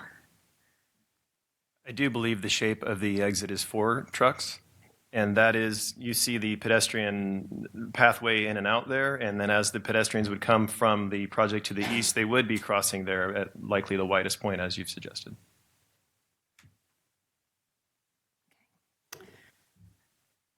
My other comment for staff, no doubt that this project will likely have a positive cost-benefit outcome for the city, but I still have concerns over our model. That model doesn't take into account our costs today to provide city services, nor does it account for some of our new tax revenues that are, and so I don't have a strong understanding of how much of a benefit is this project going to bring to us using that older model. So that is the established model. I think you brought this concern up previously to us. Yeah, this is our established model, similar to what we've discussed in the past. It is on our list to go and update the model this year. It hasn't been done yet, so this is the information, that the Planning Commission has available to them right now. But understanding that those costs, as the model is dated, is staff's degree of confidence in the degree of cost benefit for the city? Is that, do we feel strongly that it's a 7-factor cost benefit?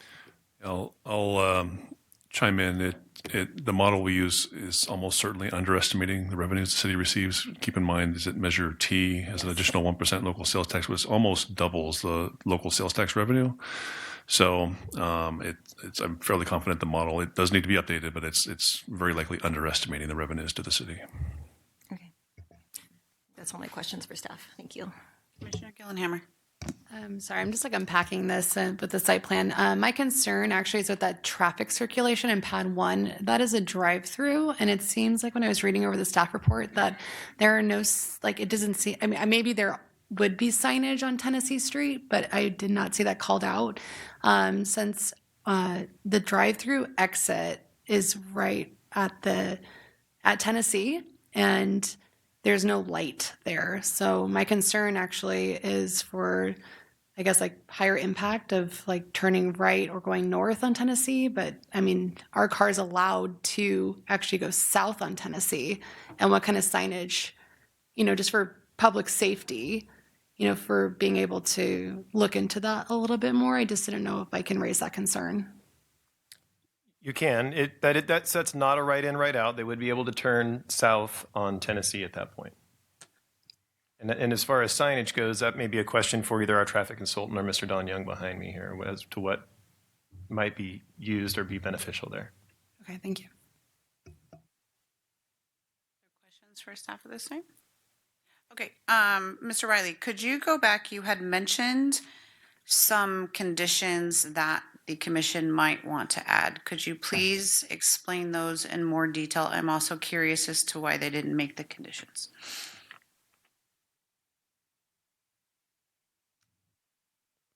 So this is the drive-through. These are the elevations for the drive-through. These are not bad compared to what we have had before and that we've had to work through with applicants before. This does not include some things that we often get. So we often get these landscape trellises or porte-cocheres or those types of things with these projects. So with this, we're bringing it forward. And if it's the desire of the Planning Commission to add those things, they certainly have that ability. Okay, so you're talking about architectural improvements. Yes. Okay, so with the drive-through, so the main pedestrian walkway to the restaurant is not near the drive-through, correct? And what about when the cars, so here's my concern. We have a lot of places in town where people have to walk through the drive-through to get to the restaurant, which is incredibly dangerous for, teenagers who have their headphones in and don't look at anything. So I'm just curious as to the safety of that. So here you can see the pad 1 and where the drive lanes are to the north and where the parking field is that is for that. If you're parking to the east of pad 1, you would be able to walk either using the ADA path of travel to the main entry.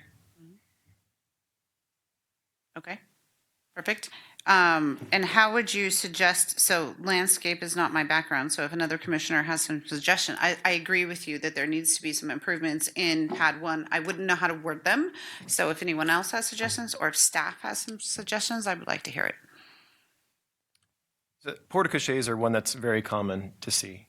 And so it's a Yes. regular request of the commission, or has been and historically. Okay.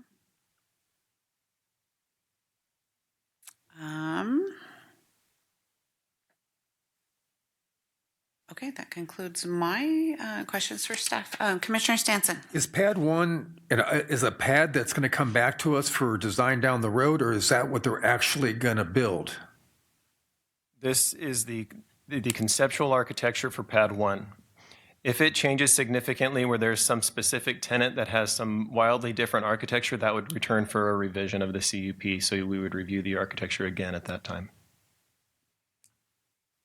So in terms of what you have before you today, you're being asked to approve the architectural design. This is the architectural design that will be built if you approve this. Okay.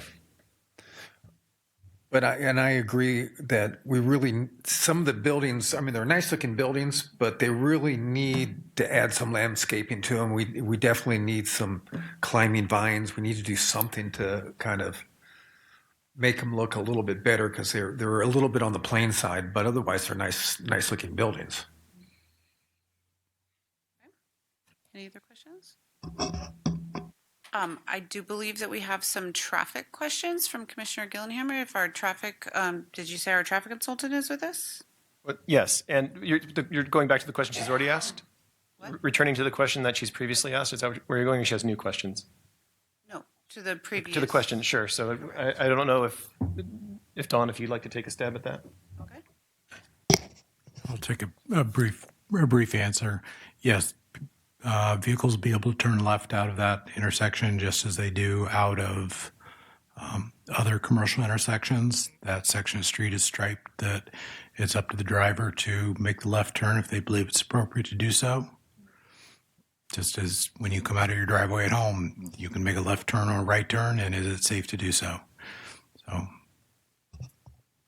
Do we anticipate that creating operational problems for the drive-through? If you have, it looks like there's very limited space there for a car, multiple cars. So if we have one car trying to turn left and you have people who've gotten their food and they're trying to leave, I can just see that this is going to not be a very pleasant experience for the user. Short story, could we make this a right out from the drive-through? I think I'd like the applicant to address that, but we often have other locations in town, and it works out. It's maybe problematic for the moment that I'm trying to get out of my drive-through. There's a coffee shop downtown where in the mornings getting out can be a bit of a problem, but overall it works out, and I believe at this location it would also. But as far as if you're wanting to change the site design, we can let the applicant address that.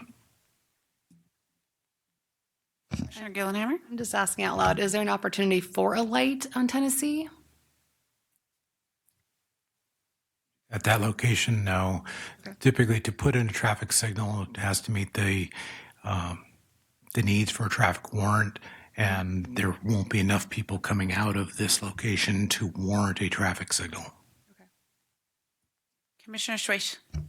Commissioner Elliott brought up the walkability to the center from the residential neighborhoods, and there's a decent number of residential units both on the east and the south of the development. How can that be addressed safely from both directions? Because I'm seeing here from the north side, in terms of access, we can't see anything on the plans, and I don't know that there is something clear regarding that from the south side as well.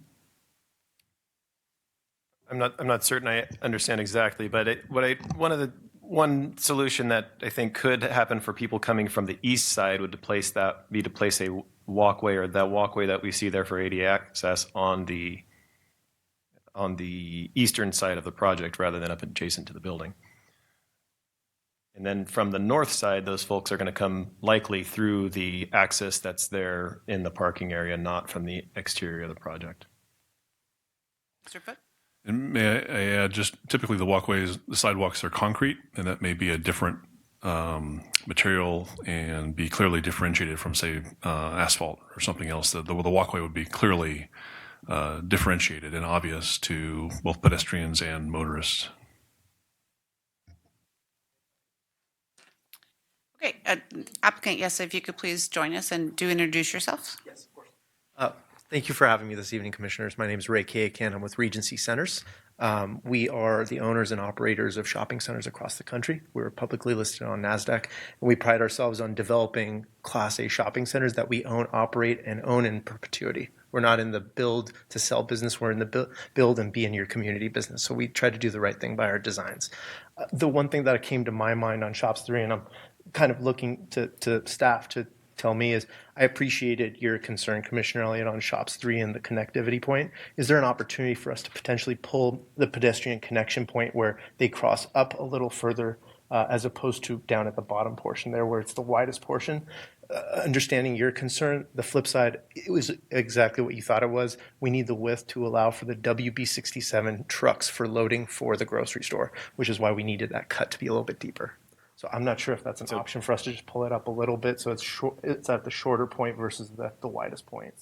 I would think that, yes, that's not a problem. I don't see that being a problem to do. Would that perhaps help address some of your concerns there? Absolutely. If whatever we can do to shorten the distance, that pedestrians have to be in the drive lane. Agreed. Couldn't we? I'm sorry, I don't mean to. And then just in terms of your questions, it's extremely important to us to make sure that we maintained excellent pedestrian connectivity. We want to be placemaking for the residents. We have close to 1,000 units that are going to be coming online, hopefully in the near future. And with that said, we wanted to ensure that we created a lot of different pockets. And so we were very thoughtful, and we want to be thoughtful about the connectivity and also making sure that there's opportunities for just sitting and enjoyment throughout the shopping center. So I just wanted to reiterate that. Commissioner Stanton. Maybe to take care of the concerns, if instead of having just a straight sidewalk, if we did something a little bit more meandering that kind of came up into the landscaping and came across the driveway at a different point. And I mean, I don't know if something like that would help take care of the problem and the concerns. I think that's effectively what he's asking for. Is the sidewalk would curve in to the north at the bottom right-hand side of this image, and then cut to the left a little further inside the project, and then it's going to wind its way back out to the street, to the frontage along Lugonia. Okay. So why the applicant's up here right now, we're talking about pad 3 and the connectivity. Any other questions or comments on that piece of it? Okay, so let's move on to the architectural design of, was it pad 1? That's correct. On pad 1, are you open to a condition to add that, I can never say that porte-cochere word? Porte-cochere. That one took me out. We are a bit sensitive on cost on this pad. We want to be thoughtful to the design, and we wanted to elevate the experience that Sean shared on the design. But these are elements that a lot of restaurants and users of drive-thrus are going to be concerned on cost constraints. So I would appreciate if we didn't condition it, and we can certainly have those conversations with the prospective tenants. We have a tremendous amount of interest from amazing restaurant uses and various uses across the merchandising mix. But I'm just trying to be thoughtful of it, and I'm happy to address it with them and inquire as to whether they'd be open to it. A lot of these tenants want to make sure that they're incorporating design elements that feed into what the community wants to be doing. I guess that would be my response. Okay, so we will definitely take that into consideration, but also understanding that we're also pretty particular about certainly design in the city, but we'll talk about it, and then we'll, obviously you'll be here to figure out how we land on that. Any other, yes, Commissioner Shwaish and then Commissioner Stanton. I didn't realize my light was on, but I did want to ask the staff if that is a condition that we had requested in the past for others to have the porte-cochere on the drive-thrus. That's something that's been requested in the past. I understand your concerns on the porte-cochere and pricing and all that, but what about some more landscaping enhancements around the property, I mean, that building and some of the other ones are just a little bit on the lacking side. If I make, are you referring, so the elevations that we're showing you, they just show that strictly the architectural elevations. Some things that you may be asking for and you may not be saying, and I'm not trying to put words in your mouth, but sometimes there are landscape trellises that are planted up adjacent to the building where they show some growth up along the side or vines or something. Is that the type of thing that you're asking for? Just something that breaks it up a little bit more. It's a lot of walls and, nothing there. So I'd like to just see a little bit more on a couple of them, around the landscaping areas, just add a little bit. I can certainly appreciate it, and as Mr. Riley noted, the plans that have been presented are purely for architectural purposes. We do a diligent job of ensuring that we landscape really well. Our sensitivities about putting landscaping right against the wall is it actually creates a little bit of an operational challenge where now you could potentially be exposing yourself to more rodents, and you want to try to avoid that. So what we try to do is actually emphasize on the landscaping around the perimeter of the building, so you're not going to necessarily have the elevations of the building where they're not being broken up by greenery. The intent is absolutely to ensure that we have ample, if not lush, greenery. One of my favorite shopping centers in the market is that Sprout Center. And so our intent is to try to make it as green and lush as possible. What I'd love to do is actually incorporate, into this is a SketchUp 3D model. And what we could try to do is actually have our landscape architect actually incorporate the actual landscaping that's going to be on there to give you a better visualization of what this would look like. Comments on that particular, Commissioner Gyllenhammer? Just a question. So the tenants would be able to have a say on the exterior of the buildings? They would not on the shop buildings, but on the drive-through, potentially, yes. Okay. But again, and they would be responsible for, does that tenant come back to the city, or is it the developer? So we would obviously work with the. I'm sorry. Did you want me? No, I'm sorry. I missed the question because Mr. Young had a question for me, so I apologize. We would work with a tenant, and so we have a proposed design that we want to move forward with. As staff noted, in the event that the tenant does not like the design that we've contemplated and want to move to make it kind of move away from, deviate from that design and that style, then they would have to come to staff and kind of bring this back in front of you guys. Sorry if I misspoke, but I'll defer to you guys. Can I just clarify? So in the event when they get a tenant and that particular tenant has a particular brand or corporate image or anything significantly changing the architecture, then there's a good possibility that's going to be coming back to the Planning Commission. Including I guess trellis, that's landscaping, or is that architecture? It'd be in the landscaping. We would see it on their elevations when they submitted. It is, right? Okay. So, Commissioner Gyllenhammer, for clarity, if we approve it as is and we don't put that condition in there, then this is the minimum that they have to do, but they don't have to do anything else unless it's conditioned in there. Unless they're asking to do something. But if they're not and they just want to build it as is, then they can do that. Thank you. If I can just clarify, so something like a minor addition, like a trellis feature for landscaping or addition of a trellis over the drive-through, that'd be relatively minor, and that would be something we could handle in plan check at staff level. Okay. The revision and process I'm referring to is something more significant, like completely different architecture on the building. Yeah. Commissioner Shwaish. Would it be possible to go over the plaza area? Just explain to us what it would look like, because I don't think we have renderings of that, right? Or do we? We do not. The intent was really to create multiple areas of common area seating. So while you don't necessarily see it in the image specifically, there's going to be multiple locations throughout these kind of meandering pathways that are going to be consistent of, again, lush landscaping, DG paths, and then seating throughout. What you see there is 2 exclusive patios contemplated for the southern side of Shops 1, along with an exclusive patio for a restaurant tenant on the western end cap of Shops 2. And then those spaces outside of that dark kind of brown color would all be common area walkways, pathways, again, adding to the pedestrian experience for those that are walking, along with some common area seating. Thank you. Commissioner Elliott.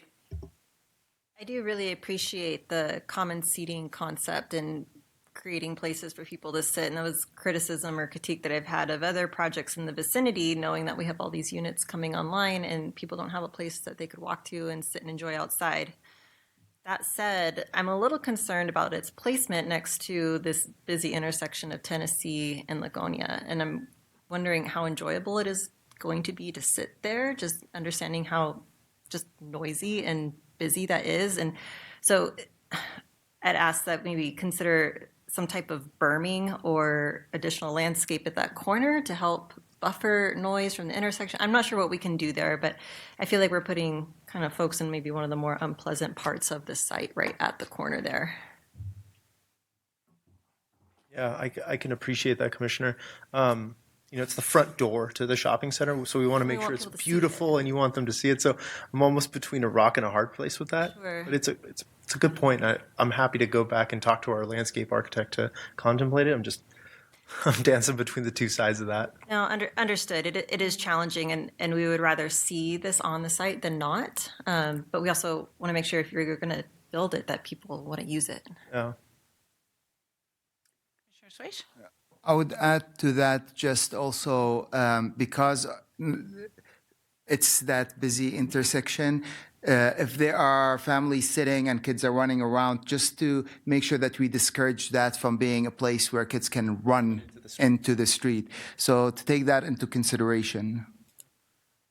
We do have detailed landscape plans, so we can certainly evaluate that and make sure that there's some kind of bushiness or something to make sure that we keep a barrier between them. Any other questions on this particular issue? Okay, so if we could move on and talk about the concern about the traffic with the drive-through. I don't know if you want to bring up your traffic consultant or if you want to, but as Mr. Young says, I have a little differing opinion of him about that morning coffee shop. If I were to say we got anything wrong on this commission in the past 5 years, that's it. Like, you can't, pedestrians walk by, and when you're exiting that particular project, you cannot see them. You cannot see who's coming in, you cannot see who's coming out, so you better be going a half a mile an hour or something is going to happen at that point there. So these are serious concerns with the, I'm going to let Commissioner Elliott explain it because she's much more articulate with that than I am, but can you please explain your concern on the Where are we talking about? Just so we the coffee shop right next to the parking structure? The Starbucks with the drive-through. Yep, that's the one. Commissioner Elliott. Sorry, so we're talking about the exit of pad 1? We're talking about the point you brought up about, yes. Right, okay, so yeah, it looks like there's possibly room for one vehicle to queue at the exit if they're leaving pad 1 and then they want to exit onto Tennessee. And if that driver's making a left and it's going to take a little while, I could just see that causing a problem for the operator of pad 1 and that they're not moving vehicles through. But then we also do have the pedestrian walkway right in front of the drive-through where vehicles are queuing, people might be impatient. Understanding we're asking you for enhanced landscaping right there, which may affect visibility. I think what the commission might be asking is there a way to reimagine the functioning of pad 1 for a little bit more seamless and conflict-free operation?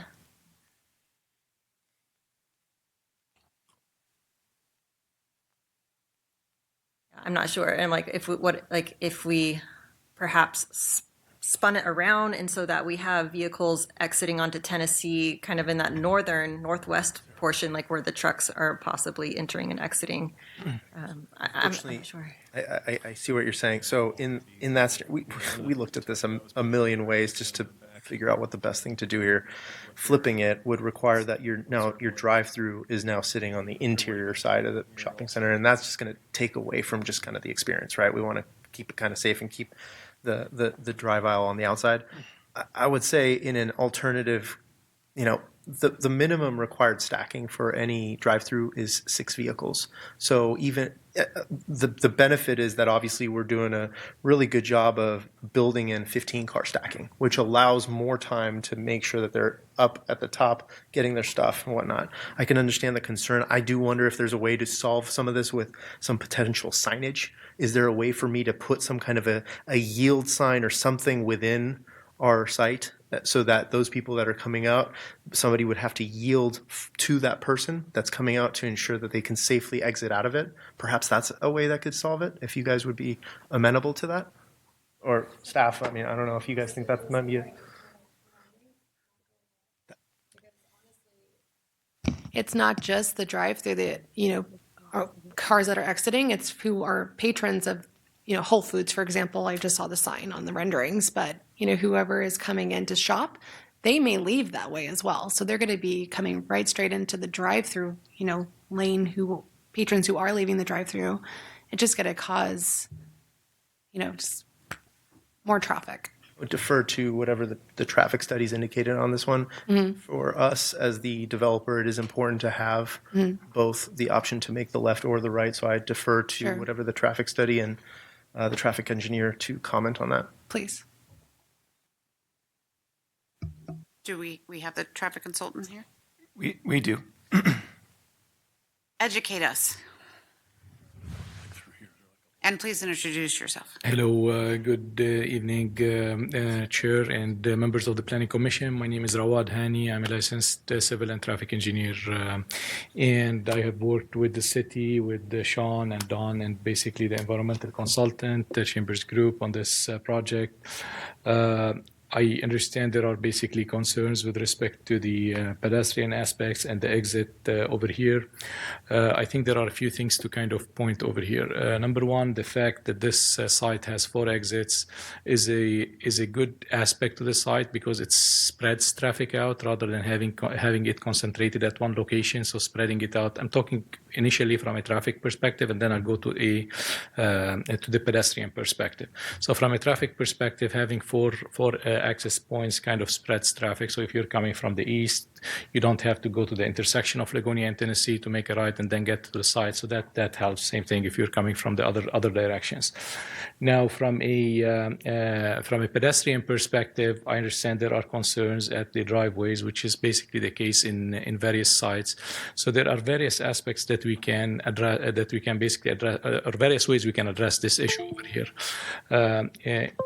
One aspect is having high visibility crosswalks, and that could be basically in a way to kind of have it stand out, have the crosswalk stand out. It could be kind of a red colored crosswalk, brick crosswalk, kind of painted in thermoplastic paint. All of these are kind of measures in order to kind of make the pedestrian crosswalk more prominent.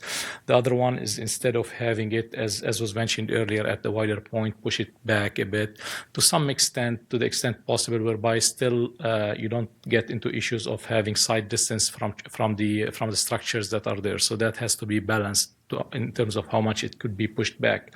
Putting signage, it could be kind of in the on the sides, basically. Sometimes, basically, in some areas, if it's really high traffic, you can even put flashers, in the sense whenever a truck is coming out, it flashes. So basically, pedestrians who are walking there basically get kind of notified that there is a truck that is coming out. So all of these are treatments that can be done at that location. Another treatment is having the crosswalk at that location to be not at the same level as the driveway. So the driveway will be basically kind of sloping down the crosswalk, ensuring that the crosswalk is at the straighter section of it, so that vehicles again has better chance of seeing kind of pedestrians who are out there. And really it comes down to kind of enhancing side distance, enhancing the visibility of the primarily of the drivers of trucks in this particular case, and obviously vehicles, to the pedestrians who are basically crossing on that sidewalk. So specific to Pad 1 in regards to traffic, what would you consider the most reasonable treatment to kind of solve the congestion problem that the two commissioners were talking about with the drive-through? Would it be signage? Would it be right turn only exit? What do you think? Or maybe you have a fresh idea. What would be the most reasonable solution to that concern? So I think one thing I should say before starting to go into that discussion is that the site plan itself, obviously over here, it kind of it deceives a bit in terms of how many cars can fit in between the window and basically the exit from the overall area. I don't have kind of a measurement exactly of how many cars can be stacked over there, but just judging by that car in front of the driveway, I'm assuming about 4 vehicles between the window and the stop bar on the driveway. So I think there are various elements to be considered over here in terms of vehicles that are turning left at this location.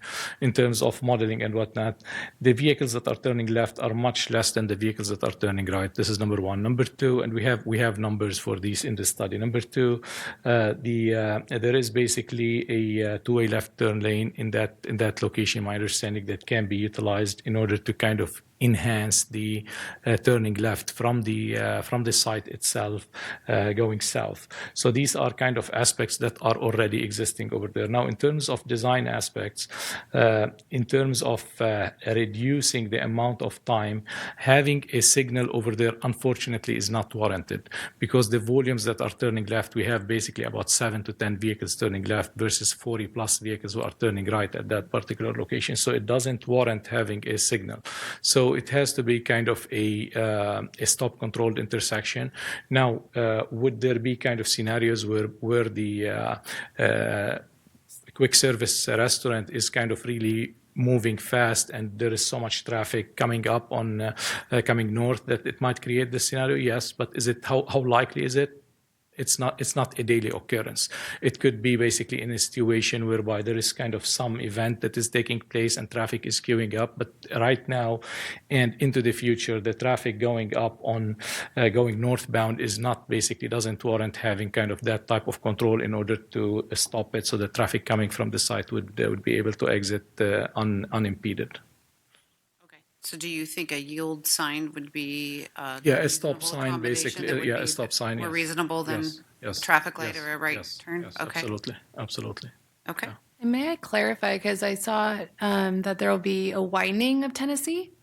Is that correct? This is Going proposed, northbound? yes. I think as part of the project, I think the city is conditioning the project to provide right-of-way on both Tennessee and Ligonia on the side of the project in order to kind of accommodate future widening, yes. Okay. And then when you exit on Tennessee, it's just one lane, correct? It's not just like it doesn't fork out where you can have like a left, like I could put my blinker on going left by myself in a lane and then. Per the site plan right now, I think the one that we're seeing right now, it's one lane, yes. It's one lane, one exiting as one lane, yes. Okay. Exiting from the driveway. Yeah. Would there be an opportunity for two?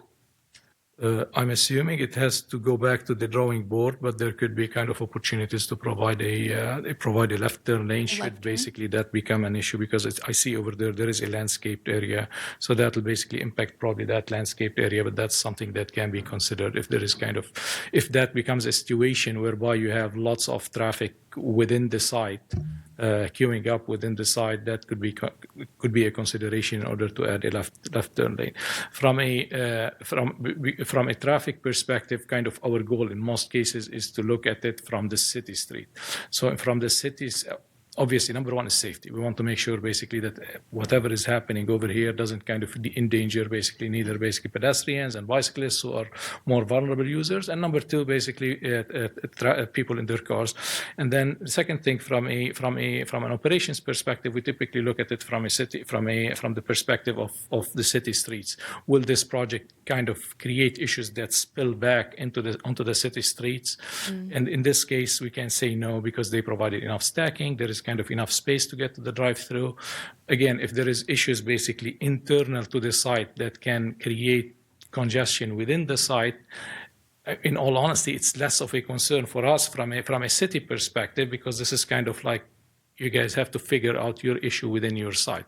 But I appreciate these concerns, but everything right now is on the drawing board that, okay, if that's going to be an issue, how can we resolve it at this stage?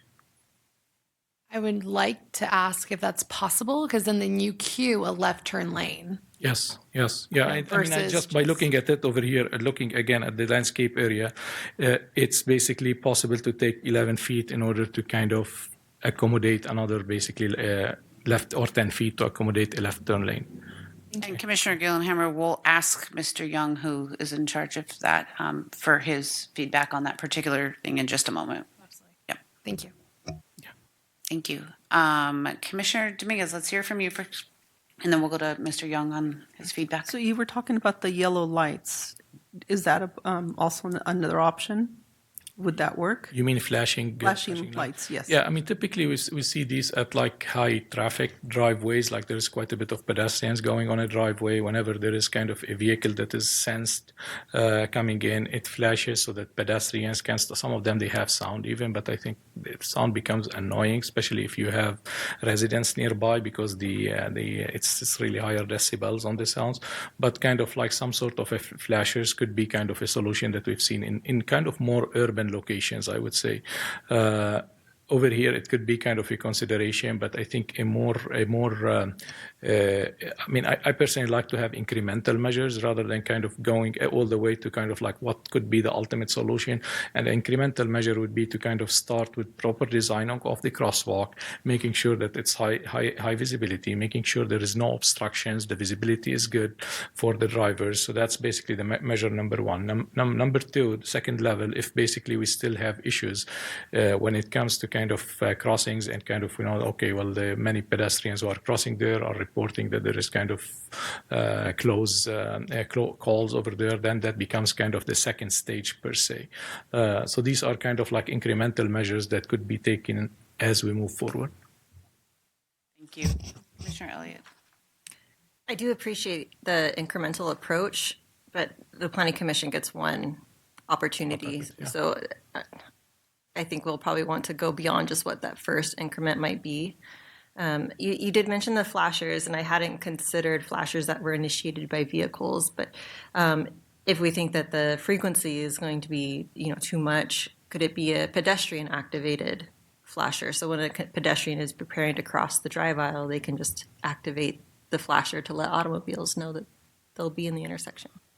It becomes kind of more like a what you have at signals. I mean, I haven't seen it much in terms of designed that way, but it could be designed that way. But it becomes kind of like a traffic control measure that really has some strings attached to it. Like, why are you controlling it? And again, we go back to the warrant side of things, warrant analysis and whatnot. Well, I'm not suggesting a signal, but like our mid-block crossings that we already have in town, we do have pedestrian-activated flashers to just let vehicles know that there's a pedestrian in the crosswalk, but it's not a controlled...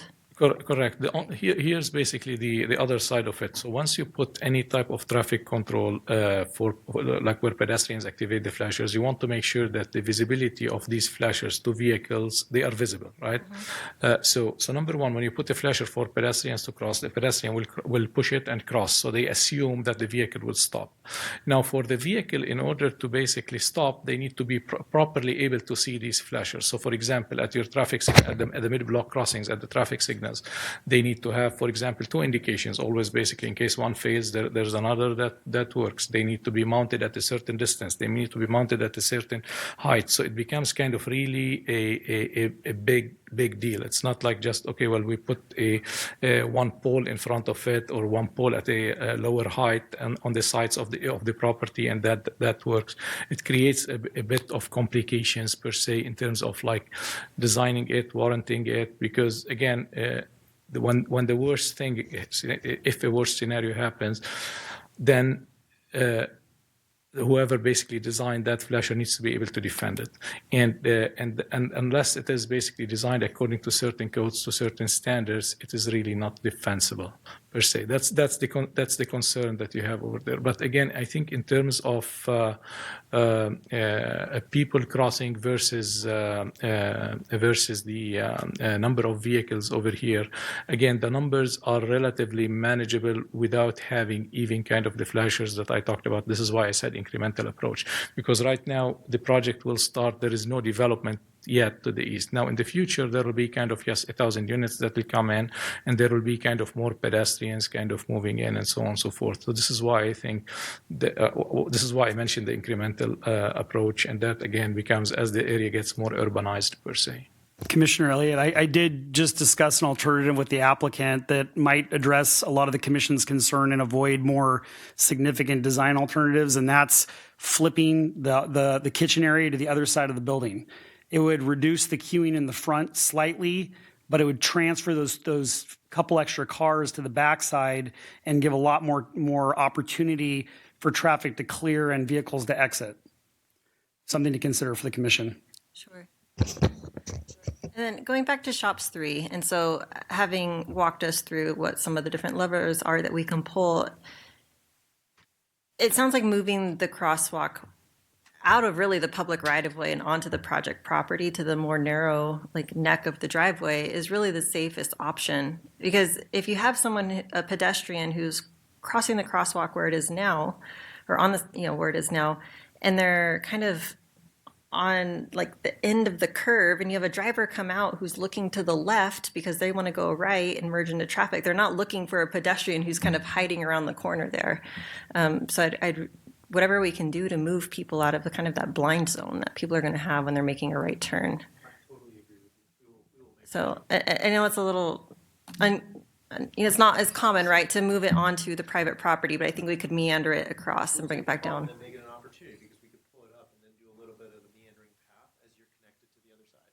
Sure. Okay. Thank you.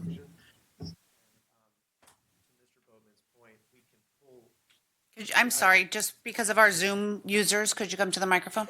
Thank you. I really appreciated that discussion with Mr. Boatman, because right now our window is obviously sitting up quite proud towards that point where it becomes a congestion.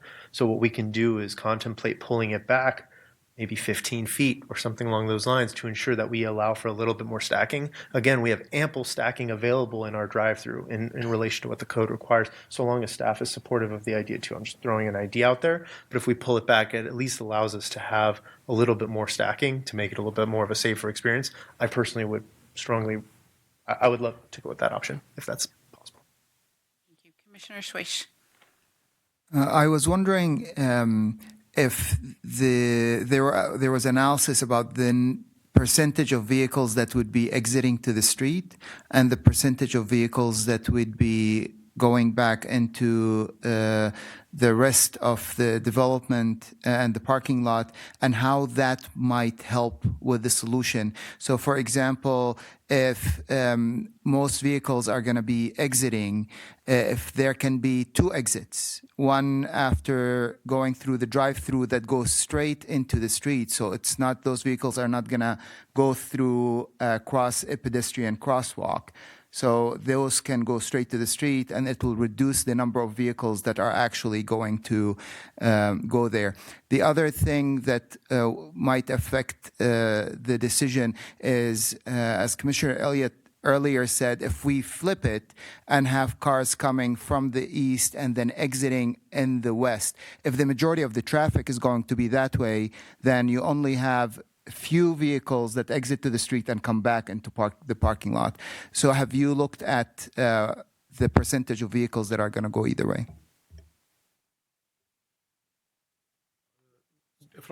So there are 2, I think, aspects to the question. There is a design aspect, which basically the applicant will address in terms of flipping things around.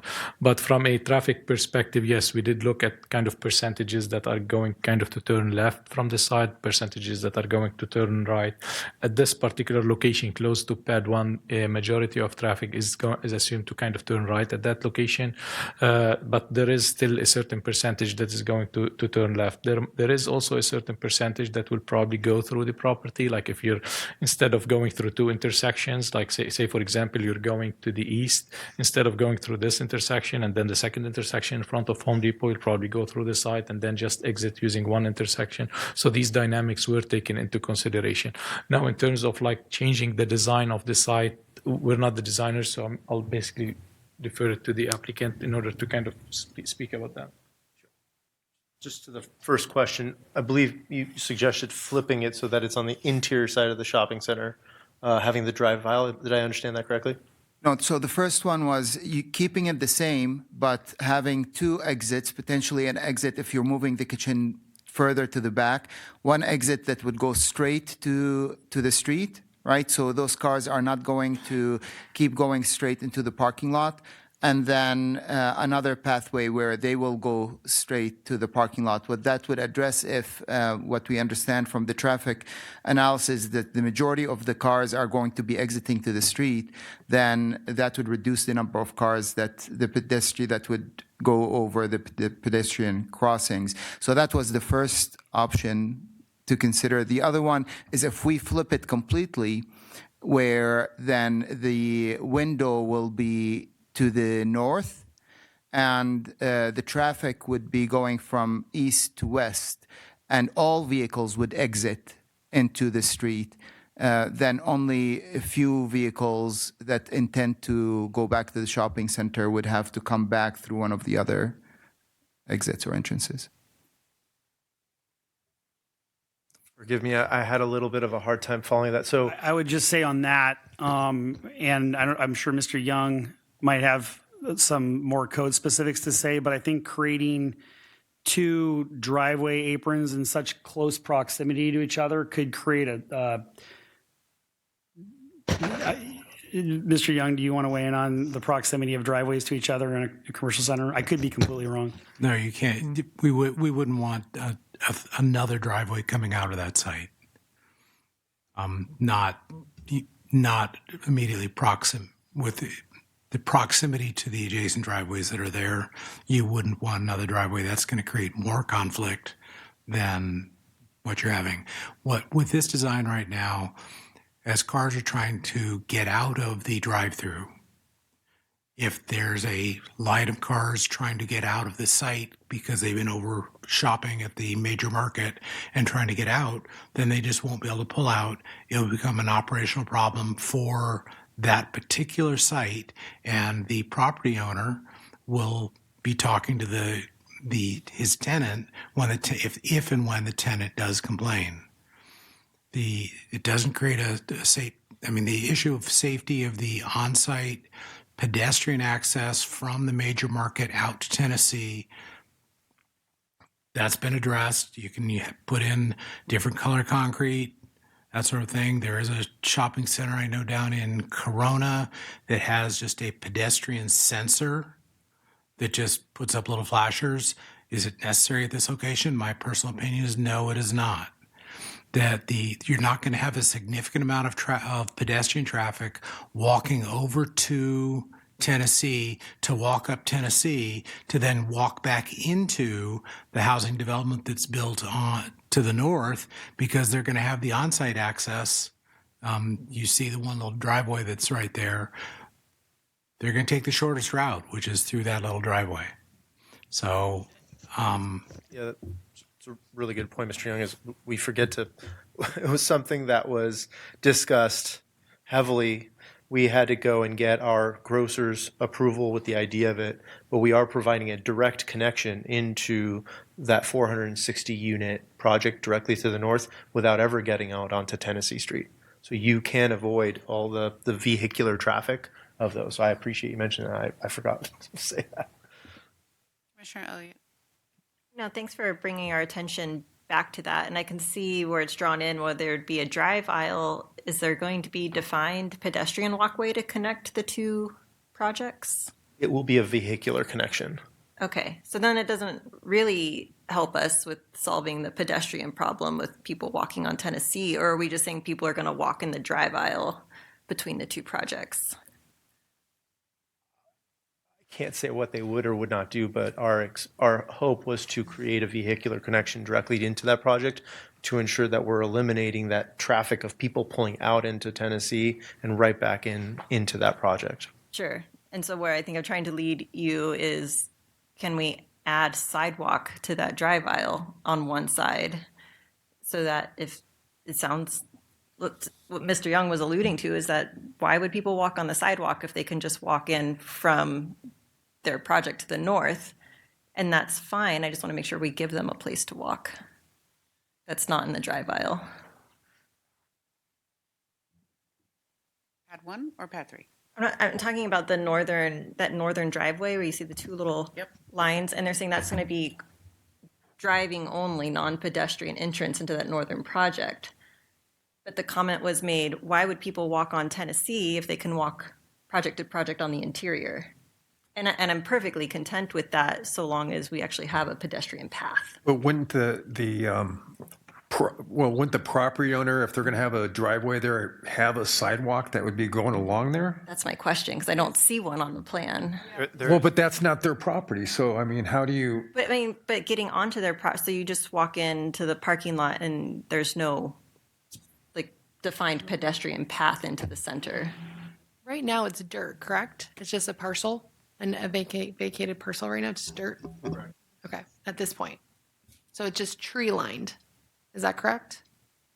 There's nothing there. At the north? It would just be tree lined here? There's a landscape planner between the two projects, the project we're looking at here now and the approved project to the north. So could we put a striping in, for a pedestrian pathway or something? I mean, so it goes from the sidewalk into some kind of a path that goes into the grocery store or something that's delineated? Yeah, I don't think we're asking for hard infrastructure per se, but whether it's differentiated surface or some kind of paint striping. Just is similar how you have, pad 1 connected to the trash enclosure or pad 1 connecting to major market, just some kind of defined pedestrian path that would indicate where automobiles can expect pedestrians to be in. Almost like a handicap path to travel. Exactly. I would defer to staff if you guys are okay with that. I'm okay with that if that helps us resolve our vehicular concerns on pad 1 too. We always like to check with you first before we put conditions on you and make sure you're okay with the solution. I appreciate it. I'm fully open to a striping plan that would provide for an appropriate pedestrian connectivity. Okay, so we're going to let them confer for a sec, and we'll see. Do you know if the planter along the northerly perimeter is 5 feet wide along the drive aisle, the northerly planter? Planter along the north side of the project, right there where that entry is 5 feet wide. It's 10 feet wide from where you see that little kind of dashed line on this landscape plan that runs north and south there through the drive aisle.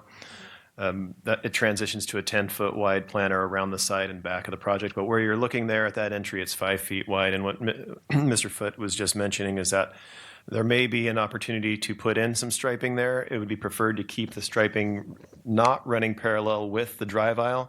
To do that, it may require removal of the landscaping or that 5-foot landscaping planter there. If the commission's okay with that, that might be something that we could condition, but the applicant would need to be okay with that, and the commission would need to condition that. And what I was suggesting was having a raised sidewalk there instead of a planter. That's what I was.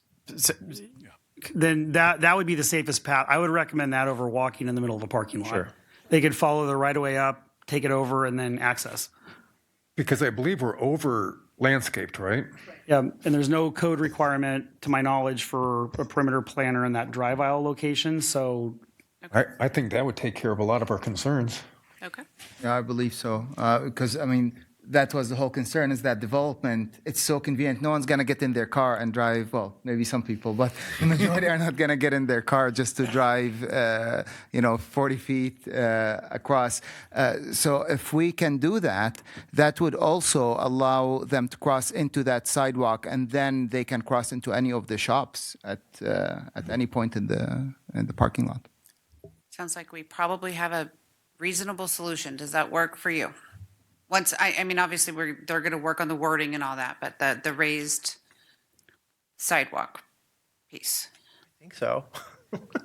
Would it be? It's still you still have a raised area for the planter anyway, so it would just be replacing that landscape section with sidewalk. Just to confirm, if we're looking at that drive aisle from head on, the top one that connects into Tennessee Village to our north, we're talking about the stretch from where the right side of that drive aisle to effectively where the grocery store is. That stretch will get eliminated as landscape, and we'll just do a raised walkway, and then have some kind of a striping directly across. I'm happy to accommodate that. Is there a sidewalk now along the side of the building? Where the parking lot is on that? There is, right, Sean? West side. So it connects right to the. Yes. Yeah, there is a sidewalk alongside. So it would connect right to that sidewalk, so that would be safe. Yeah, that's a good idea. Okay. I think we have a solution. Commissioner Gyllenhammer, did you still want Mr. Young's feedback on the left-hand turn access on Tennessee? Mr. Young, could you provide your feedback on whether or not it's feasible, or if it's applicable to this project as far as making that left hand on Tennessee have its little, what's the actual term for the little divot to put a car to the left? You're, to make sure I understand your question, you're asking whether a basically the exiting of the site is a two lanes, a left turn and a right turn, just to allow for the queuing of the, what's the peak hour? 7 vehicles an hour. Ultimately, that's one every 10 minutes, one every 9 minutes. Vehicle to be able to make that left turn. You would end up losing some landscaping. Is that a trash enclosure right there, Mr. Developer? To the south, yes, that is a trash enclosure. It was yes. So that's that would require some redesign in that area that the developer would need to agree to and the planning staff would need to concur with. I don't believe that's necessary. But once again, I don't believe that it's necessary. I'm here to give my professional opinion. No, that's what we asked for. I do not believe that it's necessary to do so. Just as a point of information, the coffee shop I was referring to earlier was not the one that you were talking about. Oh, okay. Good to know. You just made him smile. No. It's my goal every meeting, by the way. I think this design is adequate. Particularly with the concerns that you have for pedestrian access and even the vehicle storage. By shifting the pickup window further to the north, that allows for some more vehicles to become less impatient. And with traffic, the concept is if people find something truly irritating, they're going to figure out a different way to do it. They're, instead of using the drive-through, they're going to come park, and then they can leave the site in whatever direction they want. And I'll just say that we have other instances in the city where there's an exit on a drive-through that queues right next to a drive aisle. Case in point is like LA Fitness, for example, with Starbucks. So, if it does become a problem, obviously it's going to queue back towards the restaurant. And as Mr. Young said, it'll probably just be an issue where the management of the center would have to get involved and try to work through some alternatives. Thank you. Does that answer your questions? Okay. Thank you, Mr. Young. All right. I think that unless anyone has new concerns, that addresses the ones that we discussed. Is there any further questions for staff or the applicant? Thank you. Thank you. Okay. So when we get to deliberations, we will reorganize all of that. There's no more questions, so we're going to move on to public comment. I have no speaker slips.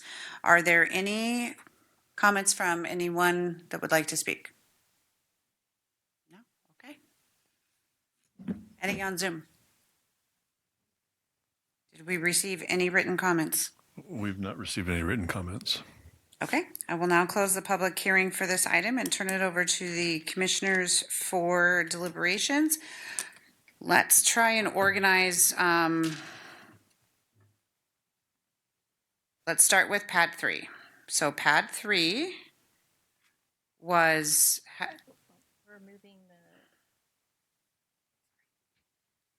So for pad 3, the commission's recommendation is that we move the driveway pedestrian crossing internal to the site. are you getting all this so we can just say as amended? Perfect. Okay. One thing, sorry. Oh, no, yes, Commissioner Shwaish. One thing, I was looking at the more detailed plan, and it looks like there is seating that is between the building and where the sidewalk is. On pad 3? On pad 3, yes.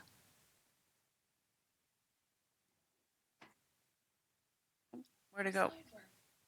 We're talking about down here. We're talking about here taking this sidewalk here and making it up here and crossing here. Are we talking about the south sidewalk or the west sidewalk?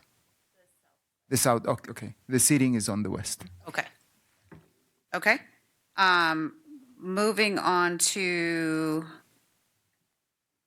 pad 1. Do we need to include in the condition when we're moving the driveway back, flipping the kitchen, or is that not necessary? Is that automatically going to happen when you move it back? Excuse me, rephrase it again. Your suggestion that everyone seems, how about, I'm going to restate it. Could you please articulate your suggestion? Sure. We would add a condition that we would invert the building orientation so that the window is towards the northerly corner of that building instead of the southerly. Right, it's to slide that service window to the north. Because it could basically invert the kitchen so it's on the other backside. Do I need to reopen the public hearing to hear from the applicant? Only if you would like to. Well, yes, but that's the applicant only wants to move it back 15 feet. He wants to speak, but I do need to reopen it. I'm going to reopen the public hearing. You can join us. Sorry. I would appreciate if we could contemplate shifting the pickup window back 15 to 20 feet. Versus flipping the orientation? Versus flipping the orientation. Does that work? Yeah, that gives you a car. Yes, that works. Okay. It gives you an additional vehicle. It's just dead real estate. Okay. It's fine. Yep. 20 feet would be one car. Okay. Thank you.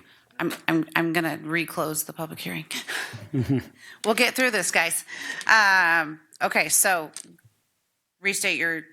So the condition would be to move the drive-through window 20 feet to the north on pad 1 on that picture. Okay. And actually, you know what? I should have been asking staff this because you've been making the notes, so you probably have it. Could you state the condition that we would add for the sidewalk? Across the northern portion? Correct. It would just be to add a sidewalk in place of the landscaping along the northern perimeter of their project. We'd craft that more cleverly as a condition, but that's what it would be for. Okay. And then are we asking for a condition about the seating area, or we're just asking the applicant to be conscious of that and work with staff? Does anyone need to add a condition? So there was, it was minor concern, but it was about the seating area over by the market. I don't see a need for a condition. We're asking you to be conscientious of that. We understand you have, unless someone feels like they need to add a condition, you're more than welcome to. But we are asking that you consider that. Any conditions there? I think we're on the same page and we're ready. Yeah?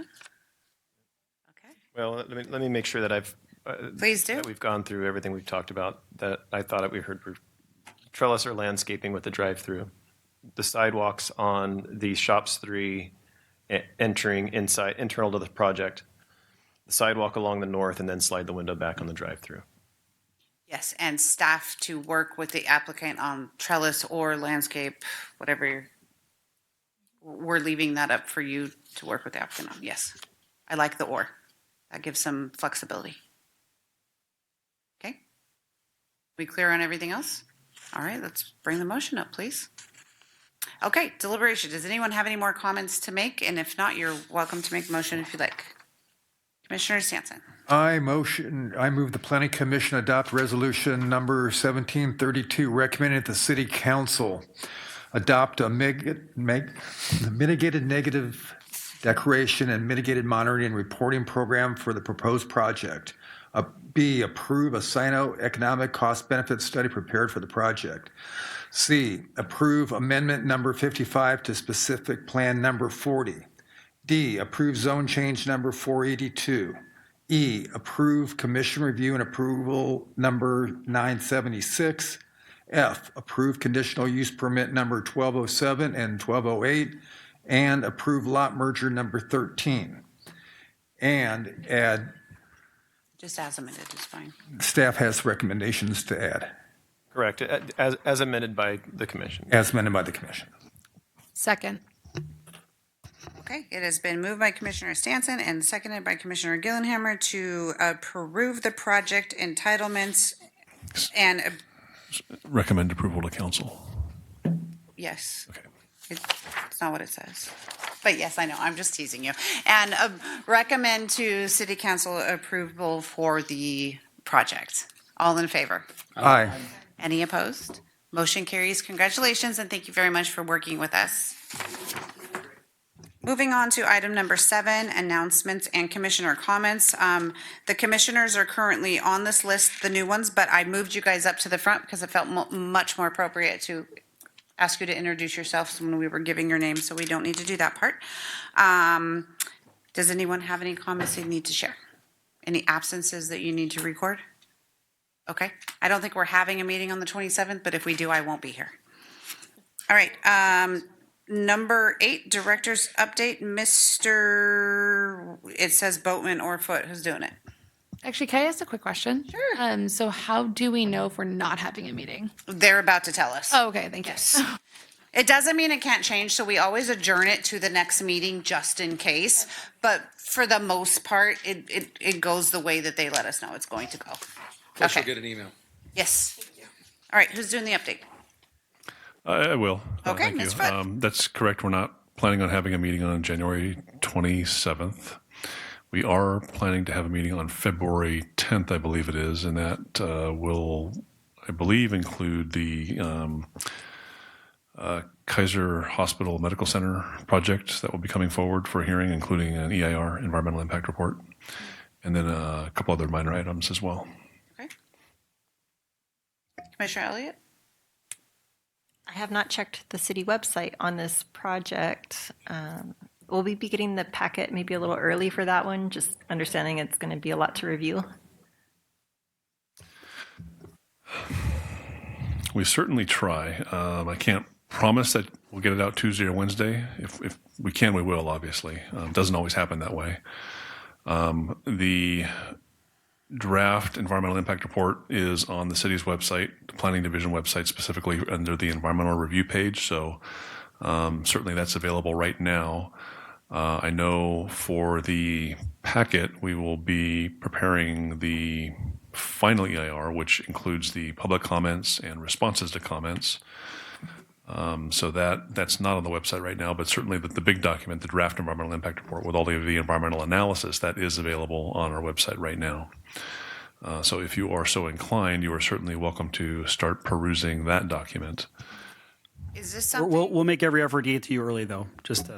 We'll make a concerted effort. It doesn't sound like we have time, but I would like to know, is this a project that would meet the criteria for a major project presentation before we vote, like we've done in the past?